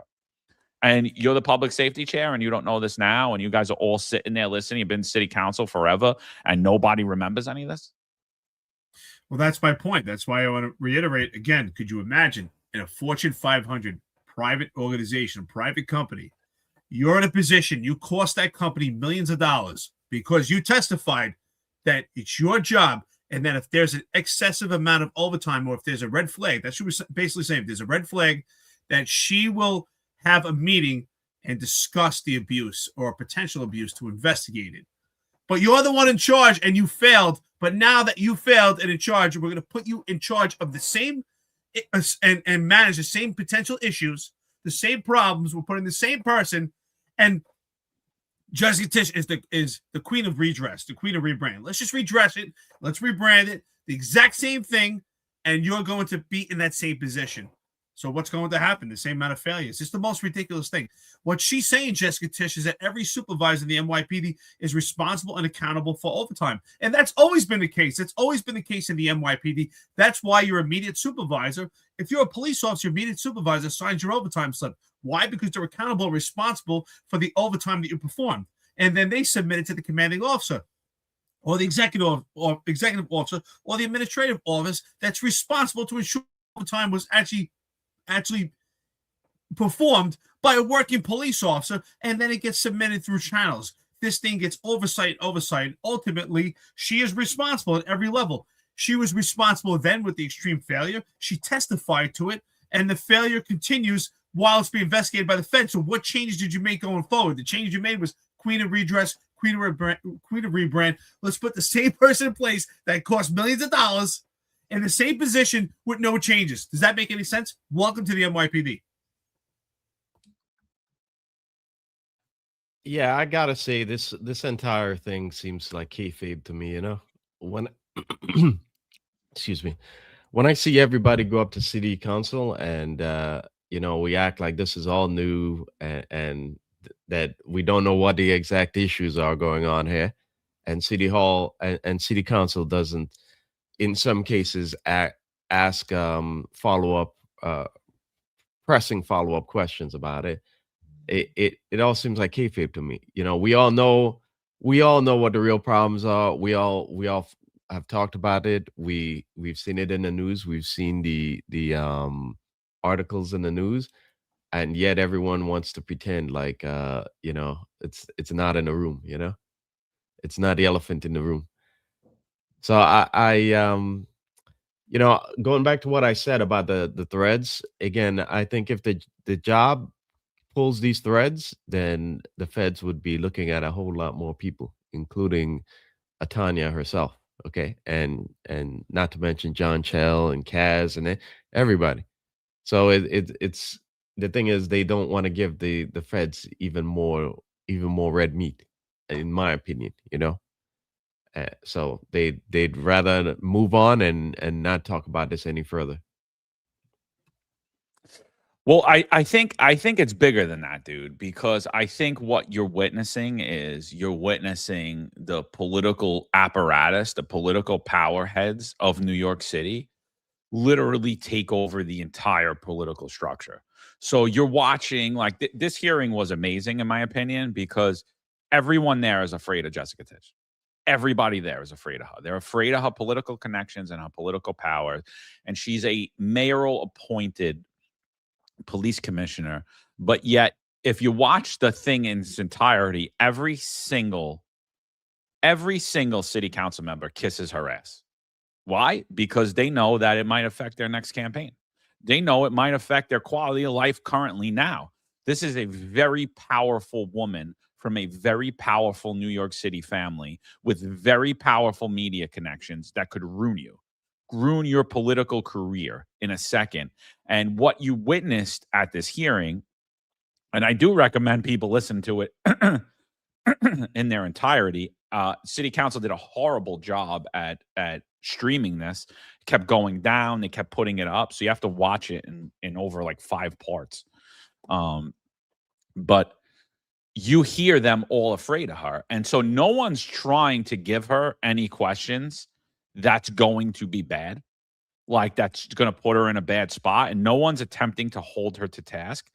But the lies are just getting too big at this point. They're just literally, I'm not clipping it out because it's just going to be too long. But every single city council member, the lefties that hate the police, that wanted to defund the police, the moderates and the conservatives, all asked her the same question. Could I get my 4 stat numbers, my personnel numbers for the commands in my district? Because I'm being told that they're heavily understaffed. And although she has the numbers right in front of her, she refuses to publicly give them. And the reason she refuses to publicly give them is because of this podcast. Because we would have ripped whatever those numbers are directly apart and brought them to, well, this is what that precinct was staffed with prior to 2021, prior to Eric Adams lowering the overall headcount of the NYPD, succeeding at his only thing that he succeeded at in his 4 years. And you would see that, in fact, the numbers don't make sense. There's no way you're at the budgeted headcount when every single person is saying, I need more cops in my district, in my precinct. And so she refuses to give the answer. So she refuses to answer any of them. But every single person was like saying, basically, could you give me more cops in my precinct? And we'll talk about that offline. And that was because of, that was because the lies are just getting too big. Like, they're like, we're understaffed. Like, we're not, like, even the anti-police city council people, they love criminals, they hate cops. They're like, there's not enough cops here. Like, this is crazy. These are the people that voted to defund the police, marched to defund the police, and they're asking the police commission, and she won't tell them. We'll speak offline about it. And it was every single city council member that went. And now they weren't doing it. They were kissing her ass, trying to get more funding. But look, here's the political power structure at play. This is the public safety chair of New York City. This is a 9-minute clip, so I'll probably stop it in between. But this shows you that that's not actually the public safety chair, and Julie Menon's not actually the chair of New York City Council. The Tisch family runs the entire power structure of New York City. Watch what happens in this exchange. Wait, John, you think they have the power to shut down a podcast episode? Maybe you think it's possible? Oh, absolutely. Absolutely. I think they have the power to ruin you financially too. And ruin absolutely. Your life. So, and probably much worse too. Listen to this exchange. Oswald Feliz is not trying to upset Jessica Tisch at all. He's not pushing at her at all. He's just stating fact. Watch what happens when he states fact. Okay, and talk to us about crime in the Bronx. So you've mentioned that, not that crime is down in the Bronx, but mentioned some numbers which would signal progress. But, the CompStat report shows that murder's up by 26% this year compared to last year. Rape is up by 12.4%, shooting victims 35.7%, shooting incidents 29.7%. And of course, as I mentioned in my opening statement, public safety is a shared responsibility. Police officers cannot do it alone. But just curious, what is the plan to help resolve this crisis, this emergency that the Bronx is clearly in? So as of today, major crime in the borough of the Bronx this year is down 10.3%.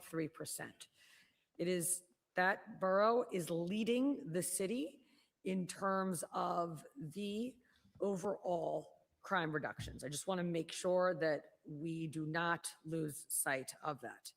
The other point that I want to make is beyond what is on paper, let me just go through.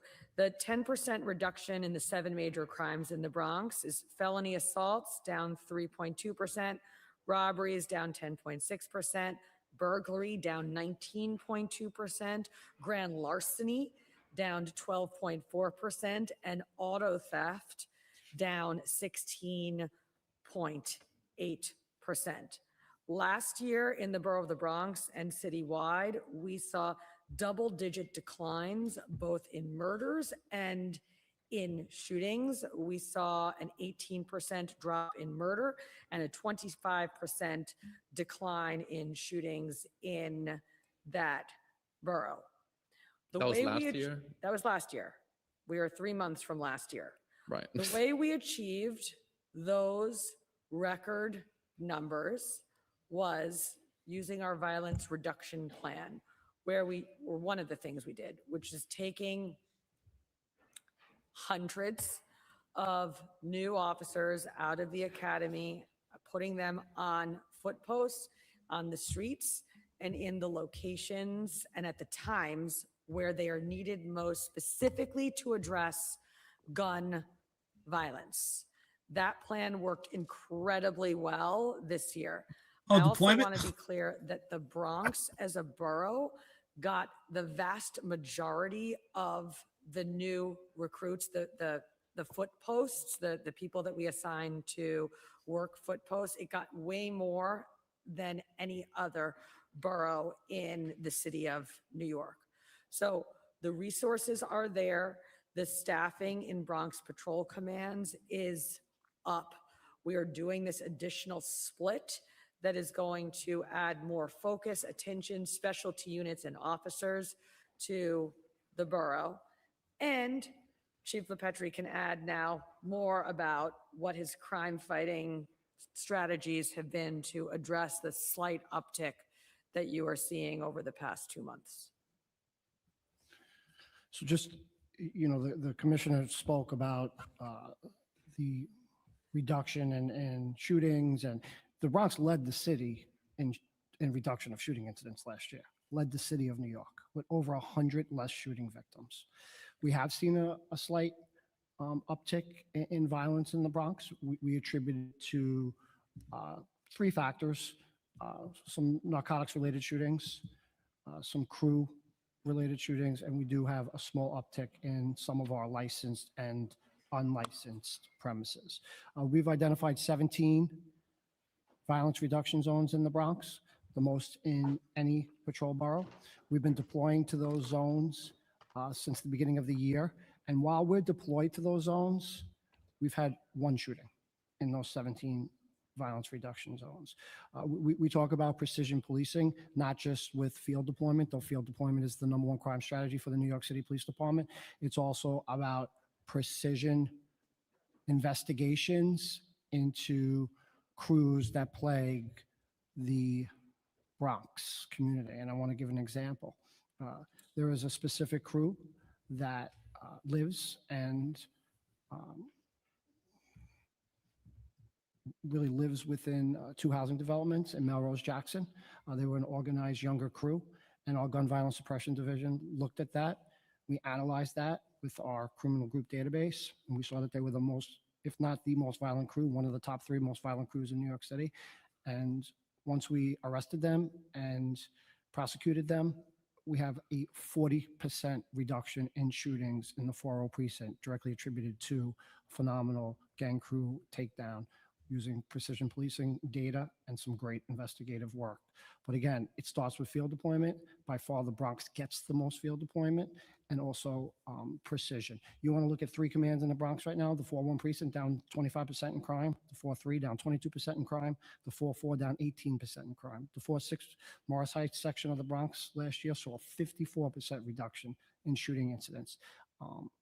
We are laser focused to continue to drive down crime. And so I would not just, in the Bronx. I would just end by saying, I find it to be an unfair characterization of the current state to say that major crime in the Bronx is up.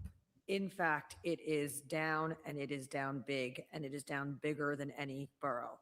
It is also the case that on last year's record-breaking shooting numbers that included over 100 fewer shootings in the borough of the Bronx under 100 shooting victims in the borough of the Bronx last year. Are we up slightly on it? Yes, but we are working the same playbook, doing the same things, and on top of that, creating a new patrol borough, and I have every confidence that we are acting responsibly.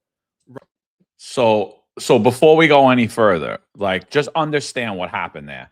He says murders up, shootings up, and rapes up. And they're like, we made history last year.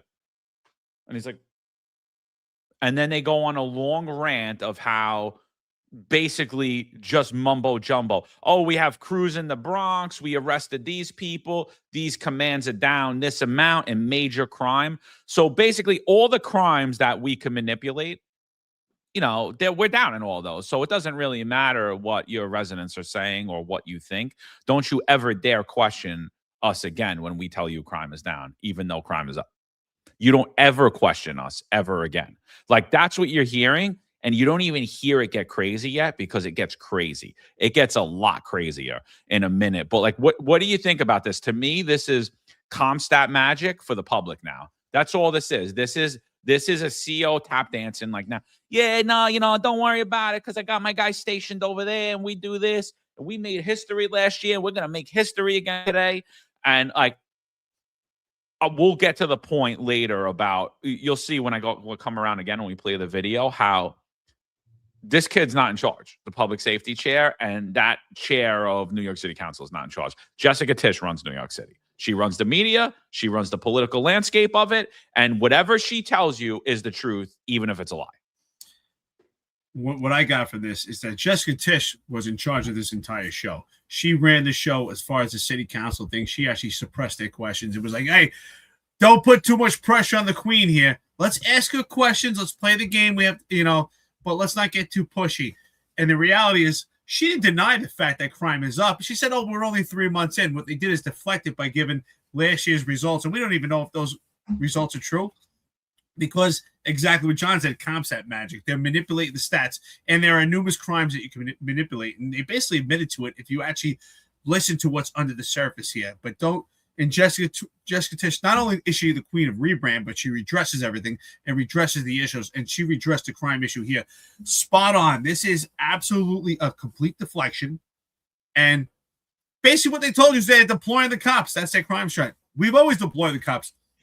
Nothing has changed. Deploying them to the specific locations where they're needed based on crime issues, crime trends, and patterns. What is that called, John? What is that called, Marlon? That's called CompStat. That's exactly what that is. Just deploying people where your resources are needed. Nothing new, and then making shit up. It's just a complete lie.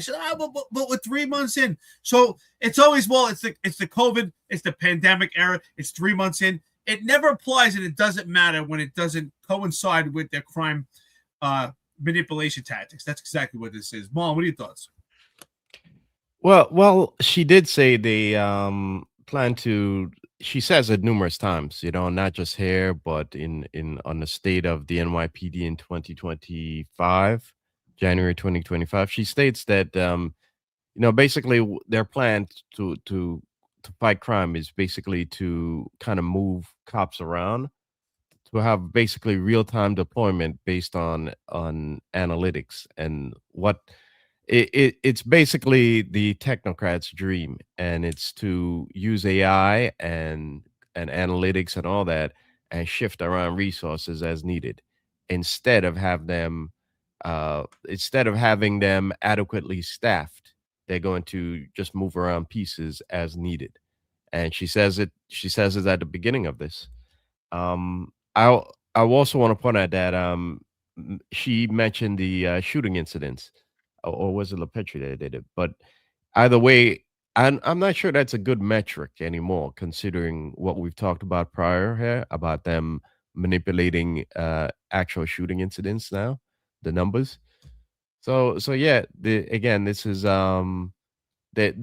we were spot on when we noted maybe a year and a half ago when Tish took over, a little more than a year and a half ago, that the department was moving from the party department to the propaganda department, because because her version of the NYPD is very adept at propaganda and obfuscating things, whereas the Adams version, specifically the Adams version run by Caban and his various PCs, but really run by Chell and Madry and Kaz and the Crumbs crew, right?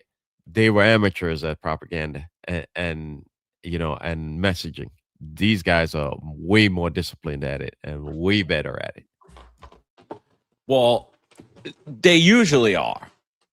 But she loses the plot here because she's so upset that someone dare question her. So this is where this begins to turn. So listen to what happens now. Now this hearing turns, and you literally see this kid should have just got off the chair, and she should have just ended the meeting, and that should have been it. She should have adjourned the meeting after that. This meeting's over. Crime is down. Don't you ever ask me why crime's up ever again. Listen to what happens. Right, and the numbers support some of your points, right? Robbery is down 10%, and et cetera. And if you take all the crime categories, maybe those numbers show a specific point, but I'm specifically referring to the progress that the city has made on the issue of gun violence. Shootings are down citywide. In the Bronx, they're up 35.7%. Yes, we understand that, and I spoke to it. Year. So it's safe to say that the progress related to shootings hasn't reached the Bronx. Last year, there were over 100 fewer people shot in the borough of the Bronx than the previous year. Talking Last about year, the this year. single largest shooting declines were in the borough of the Bronx. So I'm talking about the this year just though. ended. We have had 3 months of this year. Let's look at the data, but I'm telling you, we are using the same playbook that we used last year, which led to record-breaking results citywide, but particularly in the borough of the Bronx. Okay, so I'll conclude that topic on the Bronx crime, but we made progress last year, but it seems like we're going. Okay, I'm sorry. backwards This year because the is crime- probably the second safest year for shooting incidents and shooting victims in the borough of the Bronx ever. I will confirm that, but I don't want you to, I don't want this to be mischaracterized. We are seeing really a huge amount of progress on crime fighting generally, particularly gun violence generally, citywide. The police commissioner said it, but I just want, the Bronx right now leads the city of New York in overall crime reduction. Leads the city of New York. Right, but I'm talking about shootings and murders, though. We understand the small uptick in gun violence, and there's, New York City Police Department is front and center to reduce violence, not just in the Bronx, but in the city. Okay, cool. So I'll move on to the next point, but again, I get it. We've made progress in general when you consider all the crime categories. Okay, whatever you but say. the numbers related to shooting Okay, victims, cool. shooting incidents, and murder going up Thanks this for year just beating me compared to up. last year, that Yes, is- th- compared to last year, those are it is up numbers that we slightly, and cannot last year was a ignore under any record-breaking year for gun circumstances. violence, and I will not have the work of the members of the New York City Police Department mischaracterized. Okay. Moving on to vehicle I will theft. call my daddy, Daddy Tish. She won't, but she does the same thing that like Shell and them were trying to do, right? Yes. Where it's like, oh, Bingo. if you criticize me or if you say anything, you're against the work of the men and women in the New York City Police Yep. Department. He's literally pointing out a fact. He's just saying shootings, murders, and rapes are up. Violent crime is up in the Bronx. And they're like, no. Overall major crime's down. It's like, he's like, okay, but like, what are we doing? All he really was looking to get was this just kind of went sideways by accident. It went sideways by accident because all he really wanted is like, oh, what are you guys doing this year to bring shootings down? And that's all they had to do is, oh, we're deploying here, that, and that. But she's so incensed on that no one will ever tell me that crime isn't down, that we're not making history. He's telling her shootings are up, and she's telling them shootings are at historic lows in the Bronx. It's like, what did we lose the plot? And LePetri, shame on him, man, because all he's doing is pumping these statistics and these word plays out. That's all he's doing. He's not managing anything. It's ridiculous, dude. It's absolutely ridiculous. And I couldn't believe, like, I've never seen a police commissioner just talking over the public safety chair ever. Like literally cutting him off, talking over him, rolling her eyes at him. Don't you dare question. And I'll bring up another clip after this goes around. But I honestly, I guarantee there was a phone call made after this. I guarantee this kid got a phone call. Like, Oh, yeah. it might not be from her, but it's definitely from somebody, from powerful people. Like, don't you ever do that again. Crime is down in New York City. Oh, I love the fact that he was like, okay. And at some point, he realized, oh, I'm messing with a big family. Okay, whatever you say, no problem. It could have been 1,000 murders on a piece of paper. It would be like, you said one murder? You're right. And you know what? Shame on LePetri, that jellyfish. Why wasn't he that tough when Giuliani dressed him down at city council? He wasn't. Back then, he had his tail between his legs, but he was a lot tougher today because he had Jessica Tish having his back. Man, the tides have changed. This kid, he found himself in deep waters. He didn't mean to actually, put her in that and box her in a position where she got caught with her pants down, but he did. And then he realized, shit, I'm in a bad spot here. Jessica Tish, that was supposed to be the city council hearing. That was the Jessica Tish hearing. Jessica Tish ran that whole thing. Yeah, don't question me. Don't mischaracterize. If I said there was 5 murders and the paper says 1,000, because she said it. Remember, Marlon? She said it at the beginning. She says, I know what the paper says, but this is what happened. Oh, so the papers don't matter. Hey, if you're listening, when you do the FBI statistics and you look at crime reports, the paper doesn't matter. Talk to Jessica Tish. She'll tell you the crime numbers. Don't worry. This episode will probably be shut down in about 3 minutes, But so if you were watching, we had a good time. We had a good run. Just letting you know.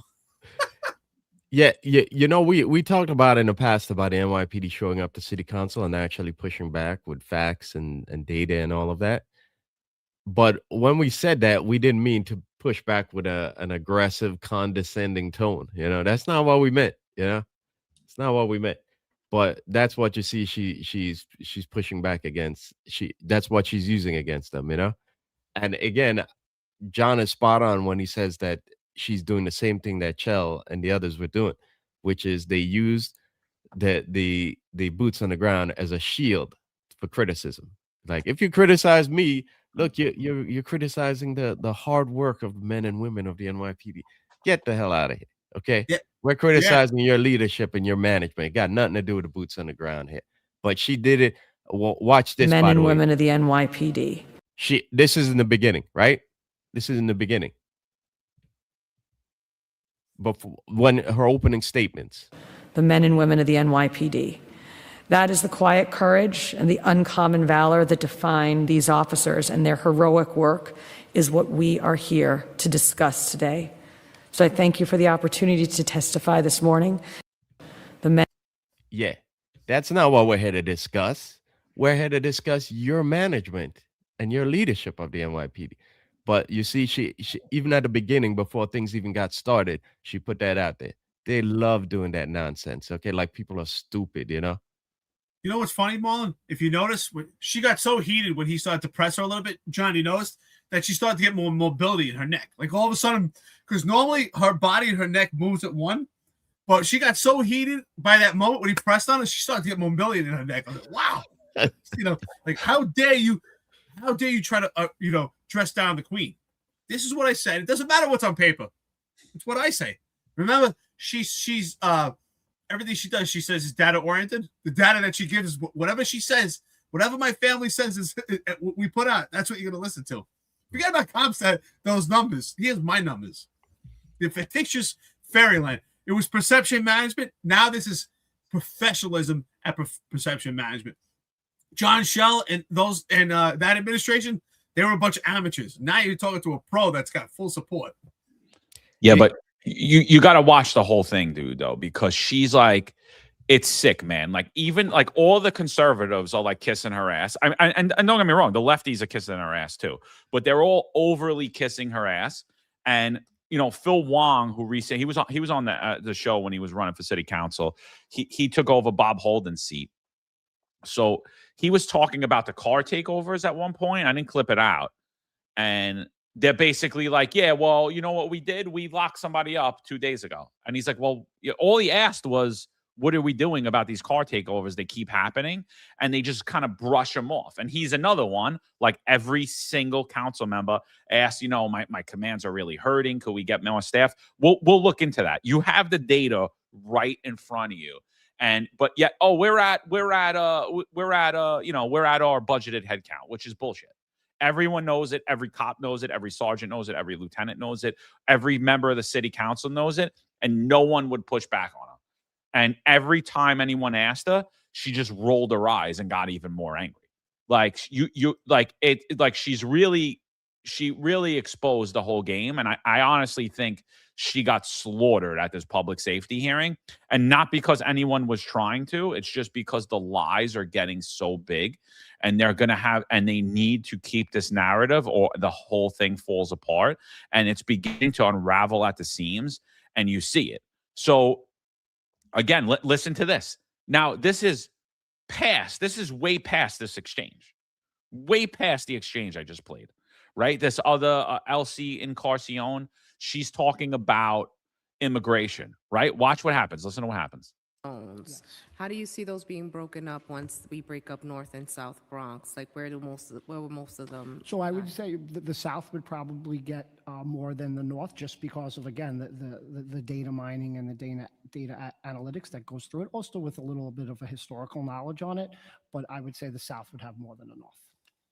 I also have to say that the characterization that underserved communities are not experiencing the same crime reductions that the rest of the city are experiencing in the opening statement, That's entirely wrong. The communities that have been historically plagued by gun violence are leading the crime reductions in the city of New York, because that is where we are putting our field training officers and our resources on foot posts to prevent the gun violence.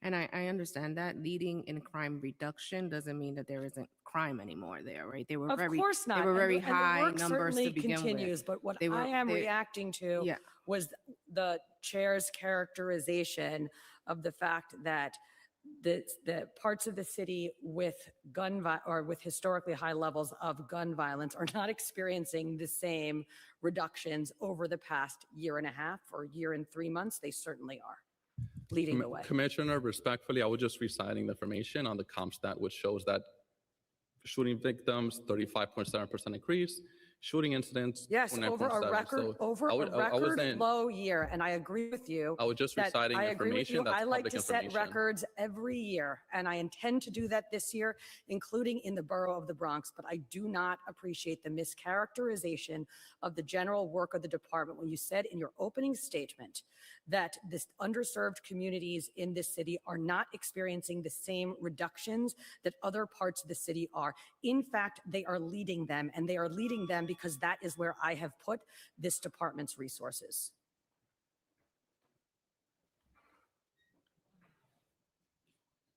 Oh, no, I was just waiting to see. She's mad. Okay. I think because I set records every year, even if we have to make them up. I'm going to set records again because I told you crime is down because I told you, and you don't ever question me again on why crime is up. Do you understand? Crime is down even when it's not. You understand that? Did everyone hear that?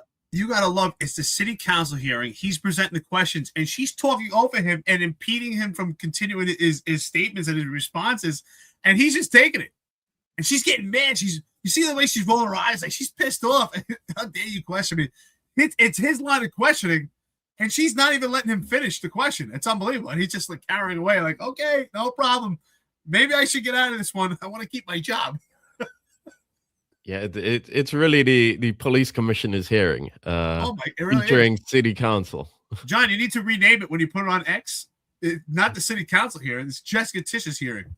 Well, yeah, and then the papers were like, Jessica Tish goes after Lefty, puts Lefty in its place, and it's like, what? That's not what I witnessed. I witnessed somebody that was. We're gonna control the narrative, and the narrative, even though the narrative's not the honest truth.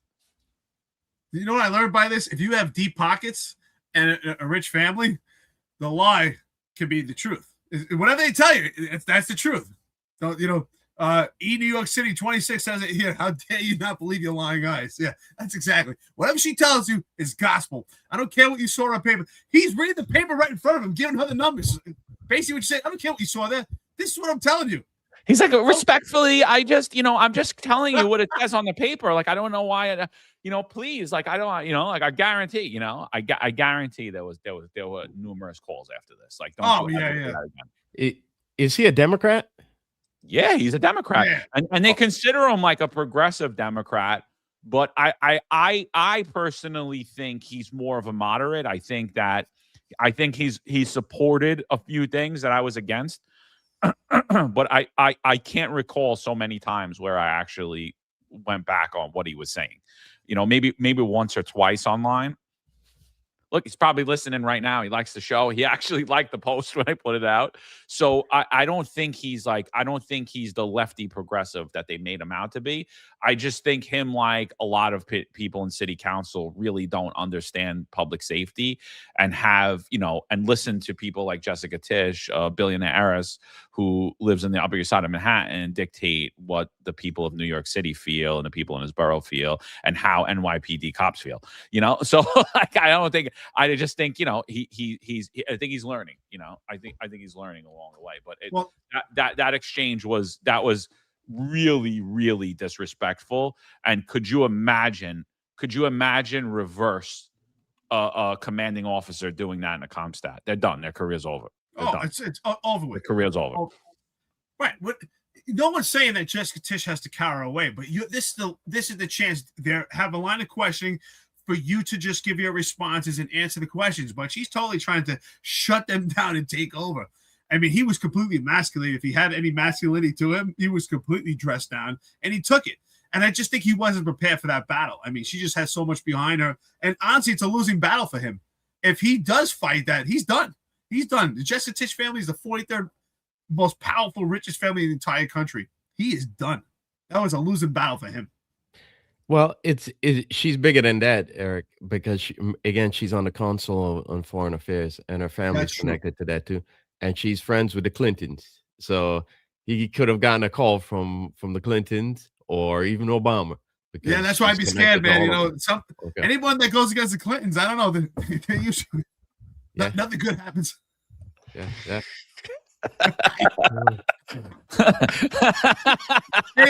Hey, listen. Wednesday, I hope to be here, but you never know. It's like, hey, remember Eric? I mean, keep in mind also she's connected to Trump, so she could have gotten a call. He could have gotten a call from Trump's people too. So, you know, which I don't know if we're gonna get to it, John, but which would explain David Carr's, you know, his lack of follow-up himself. But dude, his was but to be fair, bad. there's no follow-up from anybody on anything. Well, I'll definitely bring that clip in. I'll bring in the David Carr clip. Okay. But before we do, just listen to this. And look, Sandy Norse has me blocked on social media, right? Which, even though it's illegal and she's not supposed to, I'm no fan of Sandy Norse, and I'm no fan of Darcel Clark, the Bronx DA. But it hasn't lost on me that I'm like, what is this world coming to? That I'm agreeing with them more than I'm agreeing with the police commissioner. But what is happening? Listen to what happens. Now, the committee on public safety, the preliminary budget hearing, it goes past the NYPD, right? It goes into the district attorneys, it goes into the DA. So this is just because we're on the topic, and we'll go back onto, you know, the police department. But just because we're on the topic, this happens when they're questioning the district attorneys. Listen to what Sandy Norse says. And I'm like, oh my God, how am I siding with these people? This is sick. It's like, oh, because I'm just on the side of the truth. I don't really give a shit about who you are or what you know, I'm not playing teams. Like, we're just talking the truth here. So listen to this right here, that this is wild. We just had a really interesting interaction before you all came with the police commissioner, where two members of the Bronx are looking at crime stat and saying, like, crime appears to be up in the Bronx, and it was like a 0 to 100 response that's not true. And so where are we? Like, what we give is what we pull from public data. So is crime up in the Bronx, or can you set the record straight for us? No, crime is up in the Bronx. Look, things have been better, but at the end of the day, even though there have been some decreases, we still lead the city in everything. So you could tell me that crime is going down, but you can't tell that to Miss Jackson in Concourse Village, because she don't see that when she walks to the 4 train to go to work and afraid that she might get shot, you know, as an innocent bystander or whatever the case is.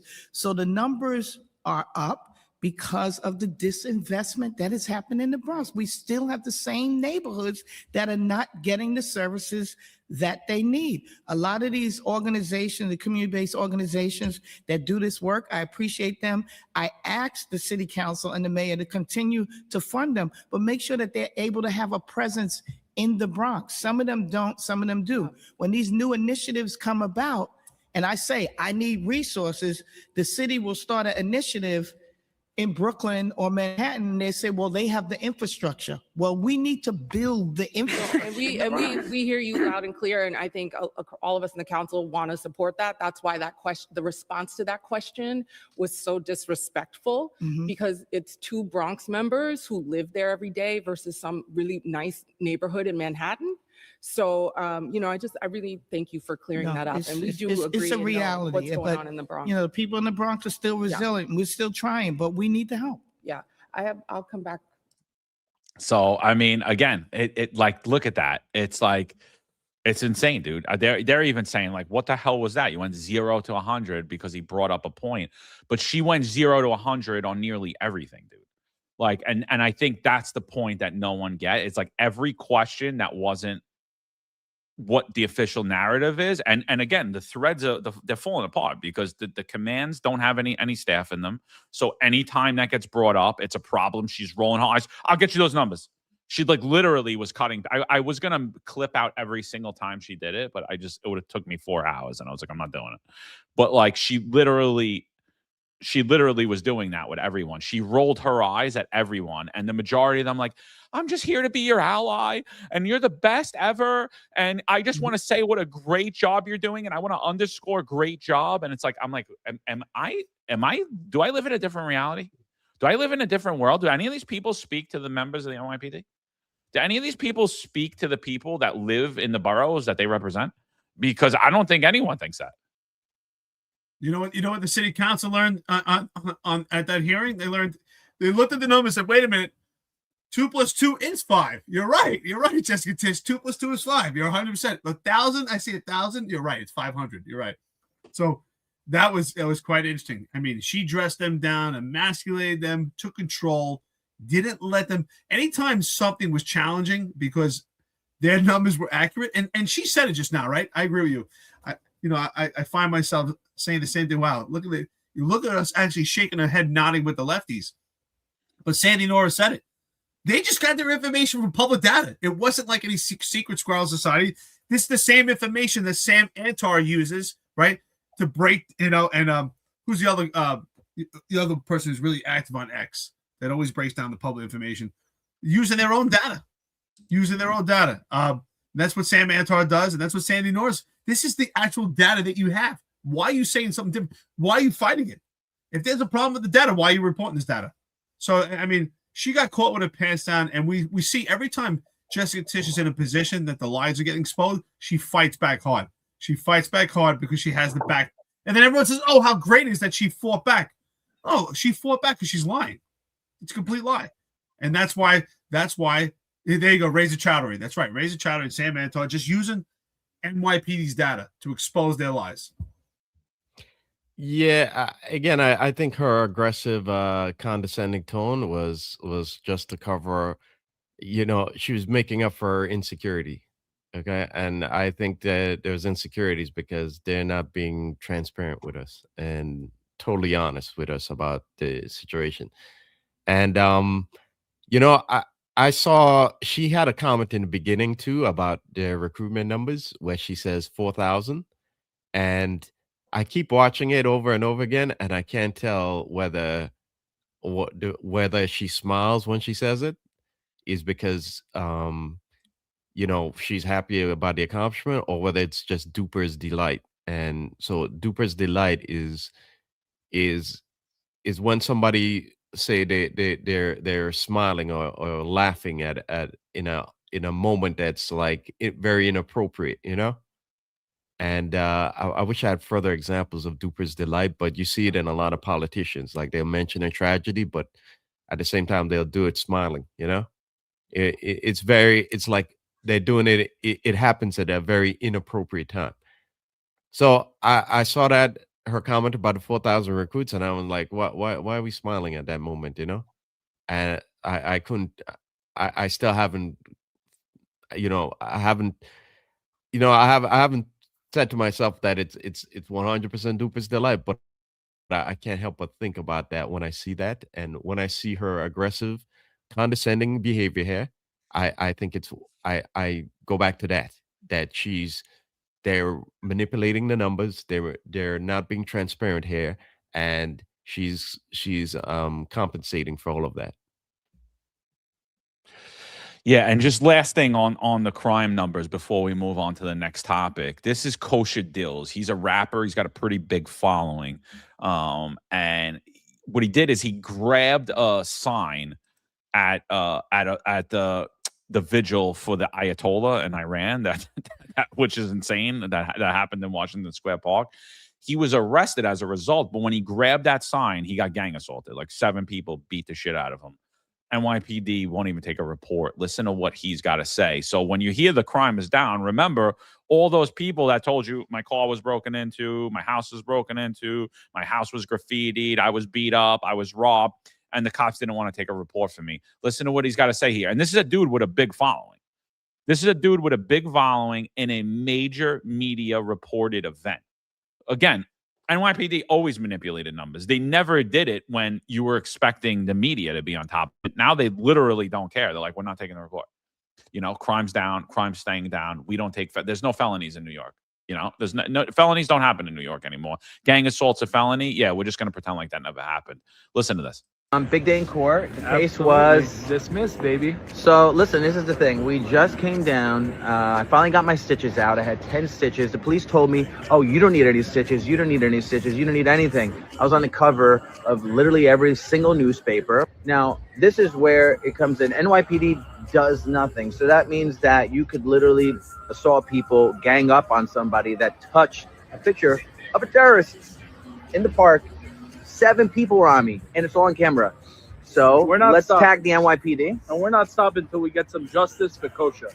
That's it, dude. We're tagging the NYPD. Tell them, where is SpongeBob? And the white kid that was next to him that probably lives with his mom, who sent me death threats online already, and I called him out on it. So I was going to curb stomp me, but tag the NYPD in this one. Let's tag them. Listen, absolutely tag the NYPD. Tag the NYPD. We need action, and we need justice. We need these people to be arrested and charged with the assault they committed. That's it. But don't worry, crime is down. And like this is, you know, example 1 million of what we're talking about when we tell you numbers are being manipulated. You're not like the numbers on that sheet aren't really the crime numbers. They're the reported crime numbers. They're not the reality of crime and what crime's actually happening, because the misrepresentation of crime has been so heavily manipulated in the last year and a half that it's not funny. It's like it's there you go again. There's just another example of it. What did she say? She said, I make sure that the crime is down at historic lows. She didn't say we. She said I. So you caught that? I caught that. She said I. Okay. Thank you very much. We understand. We got that. And he understands too. Oswaldo, what his name is? Yeah. No problem. I'm sorry. I know you said 2 + 2 is 5. We'll stick with that. Yeah. I don't have much to say about that, but there's a lot more in this press conference that we didn't even get to some of the really like wacky stuff yet in that conference. All right, let's try to speed it up. We'll do the video and then just go around once, because there's just I don't have so much more, but I got a few more clips. So here's David Carr. This is a pretty good one. Like this guy is useless. He became the minority leader. I think Joe Borelli was stronger than him, and I think Joe Borelli was a wet noodle who was really a Democrat who was in it for himself. I think David Carr's the same guy. I literally can't stand this dude at all. I called his office when I was having issues with the New York City Police Department during COVID, and he never fucking called me back. He's my representative. I voted for him. I may have even gave him a donation. Useless, completely useless. So people say he's a Republican. He's technically the minority leader right now. I say he's a self-serving loser. So that's my opinion of David Carr. I don't really have much good things to say about him because he did nothing for me. You ran to represent people, and then when people need your help, you don't even get back in contact with them. Listen to this. Listen to this. He just completely ass-kissing Jessica Tisch, but even him, he exposes something that's not friendly to hear. And listen to this. Things that I hear from folks on Staten Island, the borough that I primarily represent, is that we need more officers. Our district attorney, Michael McMahon, has said that I think there's been a drop in the last 4 years, 19% in terms of deployment compared to 2021. Since we are at near budgeted headcount, do you think that there's more opportunity to bring more officers to patrol borough Staten Island? I'm not going to comment now on specific numbers of officers in specific boroughs, other than to say that as each class graduates and becomes available to be assigned to precincts, our chief of department, along with our deputy commissioner of strategic initiatives, does an analysis of the force figures in every bureau in the department and decides where those resources should most appropriately go. I'm happy to have conversations with you if you have concerns about our general staffing, though, in Staten Island. The other thing to say is that we have way more officers on patrol right now than we did in 2024. And that was as a result of reassigning officers from administrative jobs to patrol commands. Thank you, Commissioner. And Yeah, and then he just goes on. I'm just want to let you know I'm an ally commissioner, and thank you that my borough has 20% less cops since 2021. Oh, I wonder what happened in 2021. Oh yeah, that's right, the vaccine mandate. I forgot. Right, that didn't have any effect. And then you had a mayor come in that campaign that he was going to lower the overall headcount of the NYPD, and he did that. And I've been saying for 4 years that the cadence of police in Staten Island is not the same. I don't see cops when I'm there. The only time I'll see a cop is if I'll go to the mall and I don't even know that they're being deployed there. I think they might be doing paid details, and that's in the summertime, that's in the spring, that's in the winter, that's in the fall. So I could see if maybe at certain peak seasons or certain times you'd see less cops, but I do not see cops doing patrol. I see them responding to jobs, and that's because there's not enough cops on there. If Staten Island was properly staffed, you would see cops driving around and they wouldn't be responding to a job. A lot of times you'd see them responding to jobs, but there would be some downtime for them, not going job to job to job to job. And you're seeing that now because the staffing levels are so low. And again, he presents it lightly. Oh, I don't want to offend you. I don't want to. The billionaire has no clothes. I don't want to offend you. But it's ridiculous, dude. It's ridiculous. Yeah, we talked about this before, but I once again I'd like to bring this up. I think what exactly is happening is the department feels there's a certain threshold of crime that they will allow happen in the good neighborhoods, quote unquote. Okay, the neighborhoods that have had historically lower crime, and they feel that they can let crime go up a certain threshold in order to prevent crime from really going off the cliff in, say, the Bronx. So the neighborhoods that have historically been good are getting hurt by the fact that there's less manpower overall. And I just want to say that when I was looking to buy a house, I looked at Staten Island for a while, and I'm glad I didn't buy a house in Staten Island, because Staten Island, man, this is why that borough is screwed. Okay. Because at least the Democrats tell you they're going to screw you, okay? But you got Republicans. Look at that guy. That guy's, come on, man, useless. This is why Staten Island has a speed camera on every block, okay? Why traffic is ridiculous over there. This is why that borough is a mess, okay? You elect these guys to go in there and push back against this crap, and then they go in like they're going to fight it. And this is what you're really getting when it comes down to actually doing their job and to actually, I mean, geez, guy, ask a follow-up question about that. She literally told you your borough is going to continue being understaffed, and instead you respond by praising her. Okay, that's ridiculous. It wasn't too long ago that Jessica Tisch actually referenced the mass exodus. If you remember, when we had an episode where we were talking about recruitment efforts, and she actually spoke on it shortly thereafter, and she was talking about the mass exodus and what they're doing about it right now. And now all of a sudden, the patrol numbers are fine; they're better than before, but their administrative positions had to be moved to patrol. Yeah, and that's exactly, you spot on, Marlon. What she said was your borough doesn't need more attention. It's fine right now. We're going to put our resources in different spots. But it's interesting to me, John, because the minority leader is always some fat, pudgy, soft dude who's really a Democrat underneath those clothes. He's not a Republican at all. And you're right. At least the Democrats are telling you you're going to screw you, right?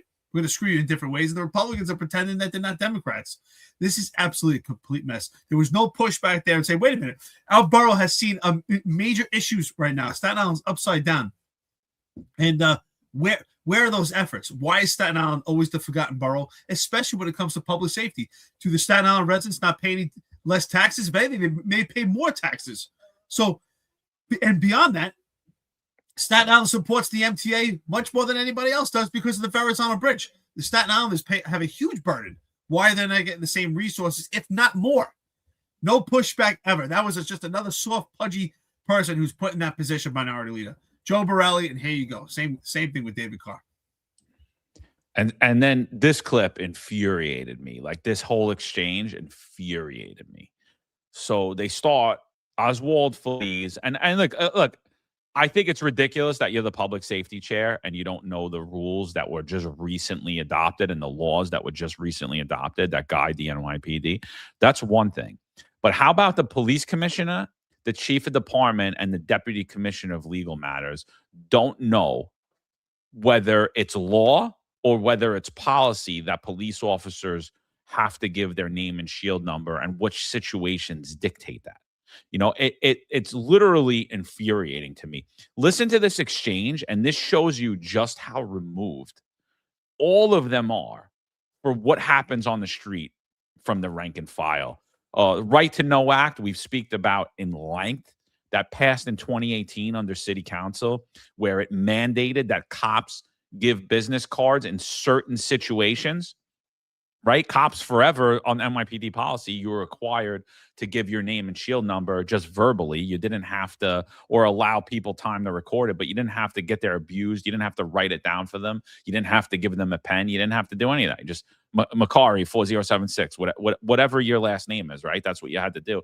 But what happened at the inception of this was pivotal. This was one of the most pivotal bills that passed through New York City Council that emasculated the NYPD. This is what gave rise to all of these influencers and agitators that go out, give me a business card, and they're sitting there and harassing cops.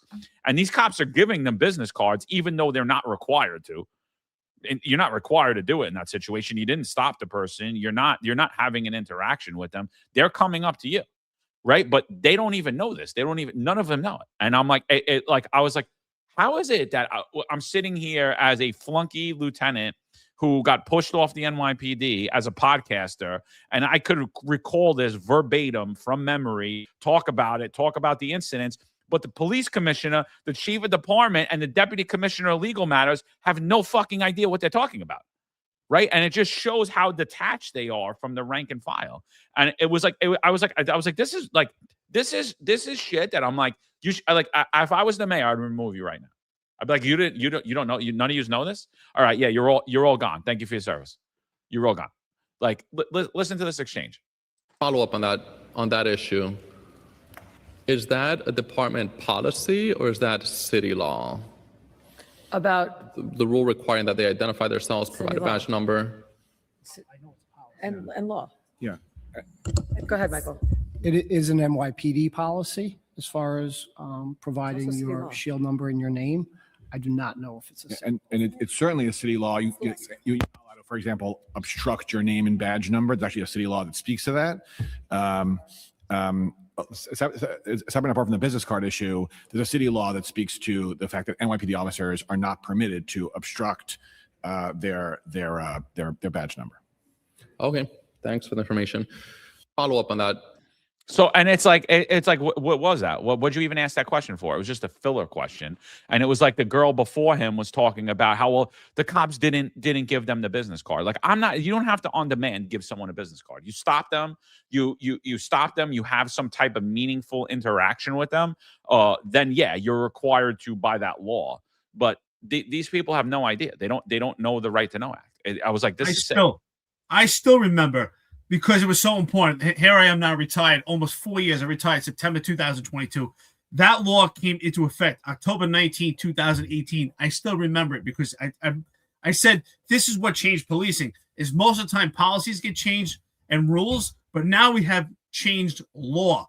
We changed the way policing. So that Right to Know Act, and the police department doesn't give a clear mission. Horrible question by city council and horrible response by the NYPD. Should have said, yes, that is department policy and the law that you don't even know that this is the time to fight back. They fought back on numbers that they actually got actual information, the same numbers that are on a piece of paper. This was the time to fight back to say, hey, you're asking a question about a law that you should know about because it was implemented by city council October 19, 2018. And what that Right to Know Act is, when someone is having an encounter, whether it's a stop, a suspect, where the the law enforcement professionals, the boots on the ground, are doing an actual investigation, they have to present a business card if requested. But if there's an arrest, you do not have to present a business card. So a lot of this law that they don't even know that they implemented themselves. Shame on him for not even knowing the law, and shame on the NYPD for not having a good response and saying that law emasculated the police department. Absolutely ridiculous. That's not a rule. That is law. Yeah, I don't know what's going on in that clip. You know, why it's like there's some sort of confusion whether it's a law or policy, you know? And it seems to me I see Tish kind of whispering softly that it's a law. I hear pieces of it, right? But it's like what's I don't understand what happened there, you know? Especially since in the beginning, right? Related to policy. In the beginning, he asked her about the How Many Stops Act, right? Few questions related to policy, and these are questions that I'm asking because these are conversations that we're all having. I'm asking these questions without taking a position on any of the topics. My position could be discussed at another time, but curious. And I guess if we could be super brief, hoping to not spend too much time on these policy questions, given that we're hoping to get the most information regarding the budget, but hopefully we could spend no more than a minute per question. On these policy issues, How Many Stops Act? Has the NYPD have had any issues with complying with this law, including budget issues? Not in my experience. Gang database. Yeah. So he asked her before we got to that part of the back and forth, right? Way back before, at the beginning of her questions, right after her initial statements, right? He asked her about How Many Stops Act, and she said basically, no, there's no issues from that. And we get to this point now, and there seems to be a confusion whether it's a policy or law. So I don't understand how we got there. But remember, we said a while ago how this is where New York City is headed to. It's headed to a cacistocracy. Okay, remember that term, guys. If you forgot it, remember it's government by the least suitable or competent citizens. Okay, and if you don't recall this term, you at least remember this movie, right? It's more colloquial version is an idiocracy. Okay, and this again is where your city is headed to. Oh, I think they're there already, Marlon. Not headed to. I think they're there already, honestly. All these draconian laws that are implemented by the city council, diaphragm law, chokehold ban, including the Right to Know Act, this is all part of the cacistocracy. You're absolutely right. So it's, which really is idiocracy. And the fact that they can't even recite the law that they actually implemented themselves, and I don't care whether you started now or you were there when the law was implemented in 2018, you sure as hell should be aware of that. It's sick, dude. And then like I think like this was like completely unrelated to anything, but I was like, this is a joke, man. Like you don't even know your jobs. You have no idea what you're doing. You're completely unfit to be in the position you're in. And it's like, it's all he is. It really is. Like you're in, it's like the most, again, I'm just going to say it again. The NYPD has become a political patronage job at the top for political allies and donors and their children who couldn't do anything else in the family business. Like, so they sent them to run the NYPD, and it's filled with nepotism, cronyism, and DEI and corruption. It's ridiculous. Listen to this. Like, and I'm not picking on her. Like, I'm not. Like, this is not this. How are you the second in charge in the NYPD? Like, seriously, how you don't even know your job? You failed at the overtime. I mean, that was a basic thing. Like, you look month to month. Oh, overtime's high. Why is the overtime high? All right, they're not getting any overtime anymore. Why was and that's it. Like, you couldn't even do that. And now you get in charge. Like, they put First Deputy Commissioner Tanya Kinsella in charge of school safety, right? School safety agents, because that falls on, and you can't even answer a basic question. And it's like, what are we doing here? You're 100% right. That's why when you were out last week, I said, I call it the big three. What's something that they all have in common in the Eric Adams scandal, and we see it now also, is nepotism, cronyism, and they're all a part of the patronage. So I agree. Those are the big three: nepotism, cronyism, and patronage. And that's what we see. That's what we see by these people. And DEI. And DEI. It should be, maybe it's the big four. And DEI. You're right. You know, because that DEI definitely plays a role. Oh, we need women, we need people of color, we need this. You know, it's like that definitely falls up there too. But patronage and cronyism and nepotism definitely go ahead of it. But listen to this exchange right here. It's embarrassing. It really is. I'm sorry. It's embarrassing. This is not competence, in my opinion. This is not. I don't know what's happening. Is retention an issue for these school safety agents? And if yes, what are we doing Yes. on that issue? Because if My we hire and understanding lose, is then- that retention is an issue for school safety agents. The monthly average attrition in that title during the fiscal year has been 37. And what exactly are we doing to retain the people that we have? I mean, you have hiring initiatives, but if we're losing them and we're not gaining, or we're gaining and losing, then we're never going to make progress. So what steps are we taking to hopefully keep? I'm going to ask our great first deputy commissioner to answer that question, since school safety reports up to her. And first up, the question is about what do we do to retain as much as possible school safety agents? So we try to retain them as much as possible. We've been working with DCAS, like the police commissioner said, to increase the amount exams given. So normally it's 2, so now we give it to 4. We're given 4 times. I think the a year. question is that the school safety agents that are currently employed by us, how are we, or what are we doing for them to retain them? Like, I know we make every effort, for example, to place them in a school by their home. Yes, we place them by their homes. We also make sure that, you know, the assistant school safety agents, it fills in the elementary schools. So that leaves a passageway for them to turn into school safety agents. So to become an assistant school safety agent, you have to be 18 years of age. So by the time they hit 21 years of age, they can too be, it's a pathway into becoming a school safety agent. Thank you. That's how we attempt to retain them as well. And we lose a good bit of our school safety agents to becoming police officers as well. And we do involuntary overtime if, you know, if it's a need to basis. So that's how we help to retain them financially as well. All right. I learned a same lot here. questions for 911 operators. So she never even answered the question. Like, what do we do to retain school safety agents? Never got answered. She just starts talking about assistant school safety agents and how they hire them and how some of them become school safety agents and how some school safety agents become cops. But she never answers. It's a basic question. And it's so bad that, like,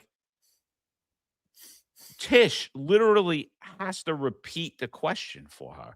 You're sitting at the community, you're sitting at this hearing, like, you don't know what's going, like, what are you doing when you're there? Are you playing Snake on your phone? Are you playing like Wordle? Like, what's happening at there that the police commissioner has to be like, oh, I'm gonna give it to Tanya Kinsella. Oh, and Tanya, the question is, what are we doing to retain school safety agents? And we got 1 minute and 30 seconds of not an answer. Yeah. First of all, the bottom line is she didn't even answer the question. She didn't even understand the question. That's a huge problem. It's one thing if you don't know a question, but you at least have to understand the question. Maybe you don't have the numbers at that point, but you have to understand the question. You have to show that you actually care and you're paying attention. And the fact that Jessica Tish she had to reiterate what the question is really sad. But she didn't answer the question because she doesn't know. You have to ask yourself, how involved is she in the job? This is the same person. Again, this is not personal, but this is the same person that's responsible for millions of overtime that was found to be abusive, and nothing was changed. She's still in that same position, and she's not aware of what's going on with school safety. I think that was a question. The most simplest form is, what are you doing for retention? How do you fight the attrition rate? What are you doing to keep the school safety agents that are currently there? How do you incentivize them on staying on that job, from not leaving to another agency? The idea about the pathway to become a cop, or the pathway from an assistant school safety agent to become a school safety agent, doesn't answer the question. The school safety agents that are working in schools right now, how do you incentivize them to stay on that job? And the question wasn't answered.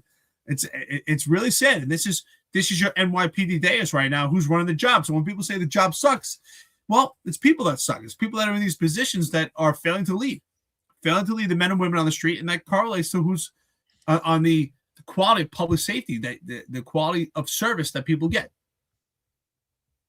Yeah, on behalf of the Caribbean delegation, we'd like to sincerely apologize for that, okay? And Jumani, again, we haven't been sending you our best lately.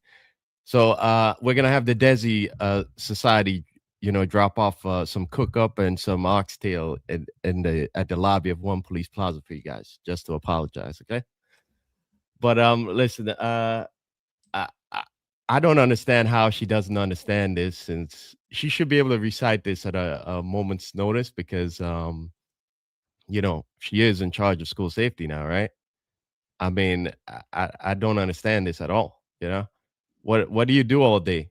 I mean, if this was Comstat and she provided that answer, I'm sure she'd the response from the the people in charge wouldn't be it wouldn't be too good for her. And as a CO, in fact, she might have lost her position there. But again, I think this tells us how much they actually think about attrition in the NYPD. I mean, considering this issue with school safety has been talked about, because we brought it up here since August of last year, when we found out that the NYPD was hiring something called assistant school safety officers, which are literally kids. Okay, they're high school kids. Okay, and they're assigning them to like elementary schools. Okay, so this has been an ongoing issue. You had at least at least going on 8 months, close to 8 months now to figure this out, to have at least have an answer for city council, and you don't. So again, this is where we are, guys. Get used to it, because it's gonna get worse before things get better. No, dude, it's really sad, bro. It's really, really sad. You got put in charge of something, and that should be a lesson for everybody on the job. I don't care if you're a cop or a supervisor. If you're put in charge of something, the first thing you should do is understand it, like learn it. Because that's not a hard question. Like, what do we do? Like, we're having an issue with school safety agents retaining them. What are we doing? Oh, we're doing drives to, we're going out and within the communities where we need the most amount of school safety agent, and we're doing personnel drives trying to get people to sign up. We're working with the unions and the labor unions to see if we could get, the funds up. This is not a hard question at all. Like, and people are like, oh, she wasn't expecting an answer. Like, it's still unforgivable, in my opinion. You're in charge. Like, you should be able to spit this out like the top of your head, like anything. School safety, any unit in the NYPD, you're the first deputy commissioner, meaning you're the second highest ranking person in the NYPD. Like, you should know every function in the NYPD, what they do. And come on, man, we've showed you enough of the city council hearings where it's like, you don't need to have in-depth information to give them. You could just give them base level things, and they're going to be like, oh, okay, thank you. I mean, half of them don't even know what they're asking. If you look, it's their staff that writes their questions for them. And what they're doing is they're just reading the questions. Like, what do you think about this? And then they get the most ridiculous response, and they just move on. And they just move on it. And it's like, you know what that clip reminded me of? It reminded me of somebody who, like, they didn't study, and then they get called up to class, and it's like, what's the answer? What is this? This is the Albany mayor. This is another thing. This reminded me of what Kinsella did. Mayor, looking long term, what structural changes need to happen to prevent Albany from facing similar financial issues again? They asked, what are you doing about the financial issues that Albany's facing? That's a great question, and that's why we're pulling together that team, that interdepartmental team that will really go under the hood, open up the cabinets, really get into the weeds on our budget, the process, some of our systems. It is government. There's a lot of bureaucracy, a lot of systems, and sometimes those systems do not work. And so you have to get under the hood to first understand what's not working. And so that team in short order will start the process of examining all of those things to then in turn provide me with recommendations on how we improve those systems to prevent something like this from happening moving forward. What are you doing for the shortfalls? Oh, I have no idea. We're gonna start to look at it. Like that was basically what I heard from Kinsella. I mean, and I even think this mayor, as incompetent and incoherent as this was, I think she did a much better job than Kinsella did at answering the question. And that answer was unbelievable. It's like, this is the mayor of Albany. You know what's interesting about that, John? You and I and Marlon are so far removed. I'm retired now, almost 4 years. I retired in September, and you left even before me, and so did Marlon. And I think that any one of us, if you put us on that city council hearing right now, since we're so far removed, we would answer that question better than Tanya Kinsella about how to incentivize the school safety agents that are there right now. We could probably name programs that are there or should be there without even preparing for it. And you said it, John. They don't ask questions that are in depth. They don't even know what they're answering. They're so incompetent in their questioning, their line of questioning, that you can just tell Mickey Mouse we take them to Disneyland. They're like, oh, okay, that's great. They'll take whatever you give them. So it's really sad. You have to sit here and kind of ask yourself, how much does she know about her job? How delved in is she? That's why I said the big three: nepotism, cronyism, and patronage. But I think you're right, John. And DI, it's all four. Yeah, I mean, it's even worse because the commissioner had to ask her the question again, like, what was she doing, She might have been on DoorDash or already ordering lunch or something like that, I would say it's Candy Crush, brother. Yeah. I don't know, man. Wild. But like, there's the last thing for today, and then we'll wrap up because we went a little long today, but there was a lot here and we didn't even cover half of it, which is insane. And again, I don't think that any of this was planned or anybody here was trying to beat up the NYPD in any way. It's just just everything's unraveling, and you're just seeing it right in your face how incompetent everything is, and you're like, wait, what is happening? Why are these people in charge of the NYPD or New York City? Like, what are we doing here? And so, like, this is a perfect example of, your staff gives you questions, you don't read them over, you don't understand what's happening, and regardless of the answer, you're going to move on and not follow up at all. And this should infuriate everybody. This was the other one that I was like, I can't even believe what I just heard. On the issue of accountability, last January, Commissioner, you ordered a review of the NYPD's confidential rental and leasing office program, which provides undercover vehicles for NYPD members engaged in investigations utilizing federal dollars amid rumors that it was being abused by high-ranking officials. So this stems from the Finest Unfiltered, right? We had told you that numerous people had up to 5 vehicles, confidential rental vehicles assigned to them, even though they weren't in any confidential unit. They were supervisors, and we called it the Friends and Family Leasing Program in the NYPD, meaning that what would one supervisor do with 5 taxpayer-funded vehicles? That means that any tickets they get are fixed, any maintenance on the vehicle, any accidents, the insurance is covered, the gas is covered. So that's why we called it the NYPD Friends and Family, because there were rumors that not only were people's wives and their girlfriends driving, who weren't in the NYPD, driving these cars, but other people had access to confidential rental department vehicles. This cost the city millions of dollars in taxpayer funds. And that only came out because of this podcast. So listen to this. You gave until June 30th, 2025 for the program to come into compliance. What were the results of the NYPD review? The results of it were galling. We had executives that had multiple 3, 4, 5 Cralo, meaning rented, kitted out vehicles assigned to them personally. It was out of all control. We also had these confidential vehicles being used in parts of the department that don't do confidential investigations. And so what we've done quite immediately, I think by last June, we fixed all of this. We took the Cralo vehicles away from the executives. We ensured that executives were assigned a single car and not multiple cars.